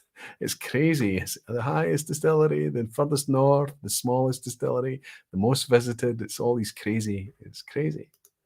Anyway, which is the most distilleries out of Italy, Northern Ireland, and Sweden? I think most of you have got this right. No banana skin here. Genuine question. Sweden with 11 distilleries. Northern Ireland already an incredible 6 whiskey distilleries there. From nowhere, Bushmills, which wasn't always operational, was the only one ever, but now they've got 6, and no doubt more in the future. And Italy have 2 malt producing distilleries now. Gordon Fraser is on 8 out of 8. This is unparalleled territory. He's suggesting question 9. Gets tricky, Gordon. Which of these closed, now demolished distilleries produced most recently? Which of these produced spirit most recently? So theoretically, which is going to be able to put the youngest spirit out, I guess, but which of these were producing malt spirit most recently? A, Caperdonic, B, Imperial, or C, Petit Veich. Now, this is where you have to distinguish between when it was closed, when it was mothballed, when it was last producing, when it was demolished. Is it still standing. I'm telling you that these are 3 demolished, gone forever distilleries. We'll never see them again. But I'm asking you, when was the most recent in production? A, Capardonic, B, Imperial, or C, Petit Veich? This will be a bit of a, in America they would say tearing off the Band-Aid, would just say ripping off the plaster here. This is going to be hard, I think, for some, but most of you have got it, I think. Capardonic, 2002, it was producing right up until 2002. Imperial in 1998 was the last time they were in production, eventually destroyed around about 2010. It's now part of Forsyths now, the coppersmiths. Petit Veich bolted onto the side of Duffton, last produced in 1993, hobbled on as buildings until they were demolished around about 1998. So the answer I'm looking for there is Capardonic, famously once called Glen Grant number 2. They managed to continue until 2002. Samuel Allen is saying, I'm drinking a Petit Veich right now. That's incredible.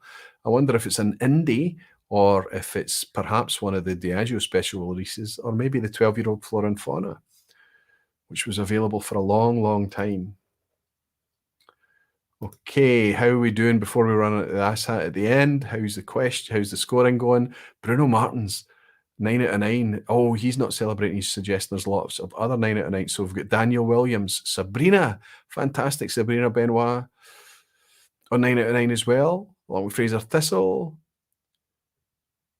Who else? Hell's Wood, Peter Box, Gordon Fraser. Gordon, he's on 9 out of 9. He's panicking. He's going to be tearing his shirt off and running around the room if he gets the asshat at the end. There is an asshat at the end. Andrew Butler on 9 out of 9 as well. Fantastic stuff. Anybody else to join Gordon and Sabrina and the rest of them? Daniel Williams, I think I mentioned you, buddy. Listen, good luck, everybody. Max Kreitner is on 9 out of 9 as well. Graham Young also on 9 out of 9, it looks like. Alistair McPhail, 9 out of 9. Terrific stuff. Okay, here goes for the asshat at the end. I think it's a wee bit of an asshat. Not too bad, I hope. Here goes. The Malt Whisky Yearbook. Obviously, I'm looking forward to this release. It's coming out next month. 2023 is due in October. How many distilleries does this wee book cover this time? I'll show you the book. This is a comprehensive book that we have here. It's just a fantastic thing. You can roll it up, keep it in your pocket. All the things that you recommend in whiskey, it's all very kind of subjective and down to personal preference. This is the only thing in whiskey that I recommend that everybody just agrees on. It's just a terrific thing. It's just a wonderful companion to have. I'm so glad that it exists. How many distilleries does that book feature in 2023? About the same as A, a little less than the bottle yield of 2 good barrels. Is it B, a little more than the bottle yield of 2 good hogsheads? Or is it C, even more than the bottle yield of a decent sherry butt? How many distilleries is in that wee book? This is an asshat. It's always an asshat at the end. Deliberately awkward. Daniel Williams is absolutely spot on. FFS. I'll give you that, Daniel. You're right on. I'm crying regardless. This is brutal. I know I feel it for you, Gordon. Please get it right. Please get it right. Ethan Sterner is saying C. Jimmy Legg, C, C, C. James Morgan saying I'll go A. Petehead, C. Callum Craigie saying C. The ones that we're interested in is the Sabrinas, it's the Gordons, it's the Andrews. Most of you leaning. This is real asshat, says Graham Young, who's also on a 9. Steve Atkiss is going to be Jimmy Legg on C. Gordon Fraser is screaming shite. You need to commit, big guy. You need to commit. Have you already? No, he's gone C. Oh, he's got it. He's claimed it. C. I can tell you that a typical bottle yield of a barrel, listen, let's forget about losses, angel share, evaporation, all of these things. Let's imagine it's been re-racked. A typical bottle share out of a barrel, you're going to get somewhere in the order of 225, 250 bottles. So out of 2 good bad is 500, thereabouts. A Hoggie's a bit more, 225 litres, something like that, maybe a wee bit more. So you're going to approach closer to 600 bottles from 2 good Hoggies. From a decent sherry butt, you're going to get 500 litres plus. You're going to get somewhere in the order of about 700 bottles. The New Malt Whisky Yearbook will have 800 distilleries listed. So it is absolutely C. Gordon Fraser. 10 out of 10, big guy. Congratulations, well done. Congratulations. So 700 bottles, more or less, 800 distilleries. That was by far the closest. So the answer is clearly C, the Malt Whisky Yearbook. What a job for Ingvar, right, to put together information on 800 malt distilleries globally for us. Quite incredible. Another reason that we love that wee book. But let's jump in and celebrate which of you guys have managed the big 10 out of 10. Sabrina. Sabrina's got 10 out of 10. Sabrina, I feel like it might be your first. Helen has got another 10 out of 10. It's not your first, Helen. Terrific stuff. Well done. Max Kreitner is celebrating. I told you. Trust me. Actually, it was just a great job, Max. 10 out of 10, fantastic. Tommy Elmer is saying, I think I'll just reduce my quiz to the ASAC question 10 from now on. 8 out of 10. Tom, still a fantastic, really strong score. And Daniel Williams is celebrating a 12 out of 10 tonight. Jerry Miller on a 9. Malt Brother Ray on a 9. Gordon Fraser has got 10 out of 10. I imagine he's just put an exclamation mark in. He's chosen not to share much in the way of emoji that I can see so far. Seb K, well done, all the 10 out of 10 peeps. It's so good to see you in, Seb. I hope you're keeping well, big guy. I hope you're doing well. 9 out of 10, happy bunny for Chris Banks Wildlife. Chris, amazing to see you too. So many familiar names. It's terrific. I love it. Daniel Williams, woohoo, 12 out of 10. He's celebrating. Alistair McPhail is on a 10 out of 10 as well. Jimmy Legg, congrats to all the 10s. Easy front 5, but got a little tub in the back. That's exactly it, Jimmy. Well done, the 10s, says Andrew Pierce. I hope I've caught everybody that managed the 10 tonight. Did I? Listen, congratulations to everybody. Hopefully, I'm looking, scrolling. Helen's is celebrating a back-to-back 10 out of 10. That is amazing. Sabrina, I think that might be our first. Fraser Thistle. Fraser Thistle's got a 10 out of 10 as well. Terrific. And Graham Young got his 10 out of 10 list. I'm glad I scrolled back up and grabbed those. Amazing. Lots to celebrate in this quiz tonight. It's been a while since we've had a bunch of 10 out of 10s, but know that it was earned. I didn't give you an easy quiz. I did give you an easy front half. The first 5 were pretty easy, but the back end was really tough. So 10 out of 10, anybody that bagged a decent score tonight is something to celebrate. Maybe the quiz for you is a wee bit of a guilty pleasure. It is for me, but I also like participating, and I'm looking forward to next week when we get Menno on, the quiz master extraordinaire. It's brutal when Menno comes on from time to time, but we all have a lot of fun with it, and I hope he does too. And he's stepping forward next week. Hopefully, if things go well with the time zones and holidays and everything, that I'll be joined next week by somebody that we've been trying to work out for a long time how to pull it off, is G Whiskey out in Taiwan. I've got a couple of subjects that I want to talk to him about. We'll probably mash them all together and talk about all of it. But fantastic channel at G Whiskey. He's coming on next week. And Jimmy Legacy had a lot of fun tonight. No surprise there. Thanks, everyone. Jimmy, thank you so much. That makes me feel fantastic, Jimmy, that I missed you the last couple of times as well. But it's great that you turn up and have fun. And it's amazing because I have a lot of fun too. I hope that that's obvious. Cheers.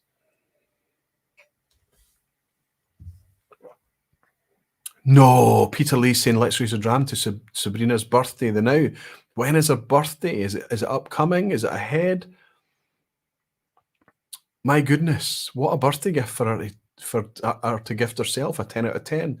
Let's raise. What am I going to raise a dram of? I'm going to raise a dram of my precious Speyburn 15, and I'll say, Sabrina, I'm so sorry I missed you in Scotland. I could see that you were well looked after by all the local barflies here and international ones too.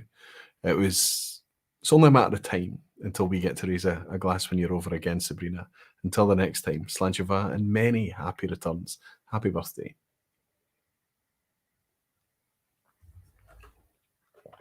Terrific stuff. Also, we dram in there from Justin as well. Justin1, thank you so much again. Thanks, Roy. vPub Live is always fun, worth getting up at 4:45 a.m. once in a while. Oh, wow. I guess you are. It's Justin, you superstar. That's quite amazing. I'm going to have a wee drink of water and then I'll raise a dram to you. Getting up at 4:45 in the morning, probably you can't even raise a dram or anything. And you're a regular too, Justin. Thanks for your dram and your commitment, my friend. Cheers. Quite incredible. Oh, that's good. What is that? Speyburn 18. These are all good whiskies. Sabrina is saying it's today. Thank you. Many happy returns, Sabrina. I'm so glad we caught it. It's a shame that we caught it so late, but wonderful stuff. Listen, I've had a wee terrific night tonight, just sharing my guilty pleasures with you. But I think the takeaway from this is that things are fickle. Things are constantly changing and switching up on us. Brands disappear. Things change. Things become discontinued. Things become expensive. It's just the nature. It's the kind of flotsam and jetsam of whiskey. It's just the way it fades and comes back on us. What I've been surprised recently this year is that some of these whiskies I've shared with you tonight, they are in a territory that's treat whiskey, a wee bit more expensive. But if we really do keep searching out flavour and quality, it pays to be promiscuous, open-minded, open to new things. Stick with the brands that you love. As long as they keep giving you the things that you love at the same level, at the same quality, at the same price, the same engagement. And as soon as they don't, it's whiskey. Switch. Find whatever's moving into their place. Because when it's this changeable, there's always going to be somebody ready for that new space to move into. And if they bring good quality, we'll find it and we'll talk about it. We'll talk about it loudly. Jerry Miller is saying, thank you, Roy. Jerry, thank you for everything. Thank you, my friend. Justin is saying, maybe it's healthy to get up early and get some breakfast whiskey. Apparently, the palate is the most sensitive in the morning. Well, we're not analysing whiskey, though. We're enjoying it. We're drinking it most of the time. But Justin, you're a trooper. That's amazing to hear. Taylor actually saying, nice to catch another live vPub. Work got cancelled, and let me slant you all. Get your votes in. Remember to vote in the OSWAs. Good call, Taylor. Thank you so much, my friend. Daniel Williams is saying, it's only been the 30th. For a minute year end and an hour here. So only just her birthday. Okay. Terrific. That is terrific. Wonderful stuff. Chris Pollack is saying, thanks for another entertaining vPub. See you next Thursday. By the way, when is your next recycled review schedule? I've only just put it out earlier this month. Oh no, I got it. It was out at the end of August, right? But it's only 4 weeks. My goodness, Chris. I'll do my best for you.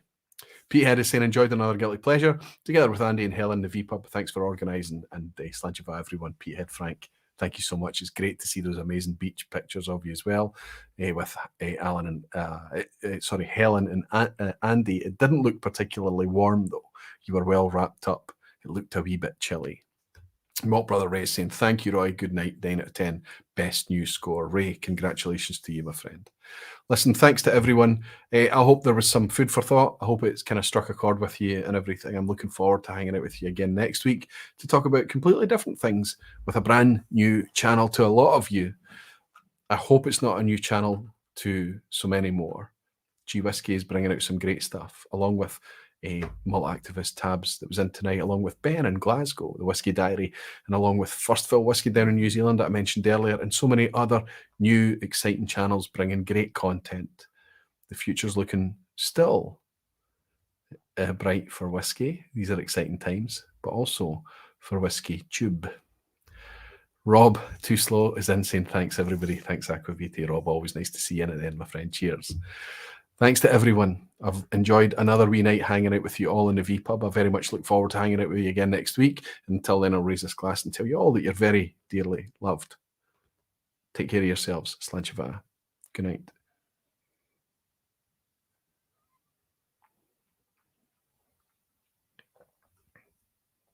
Balblair.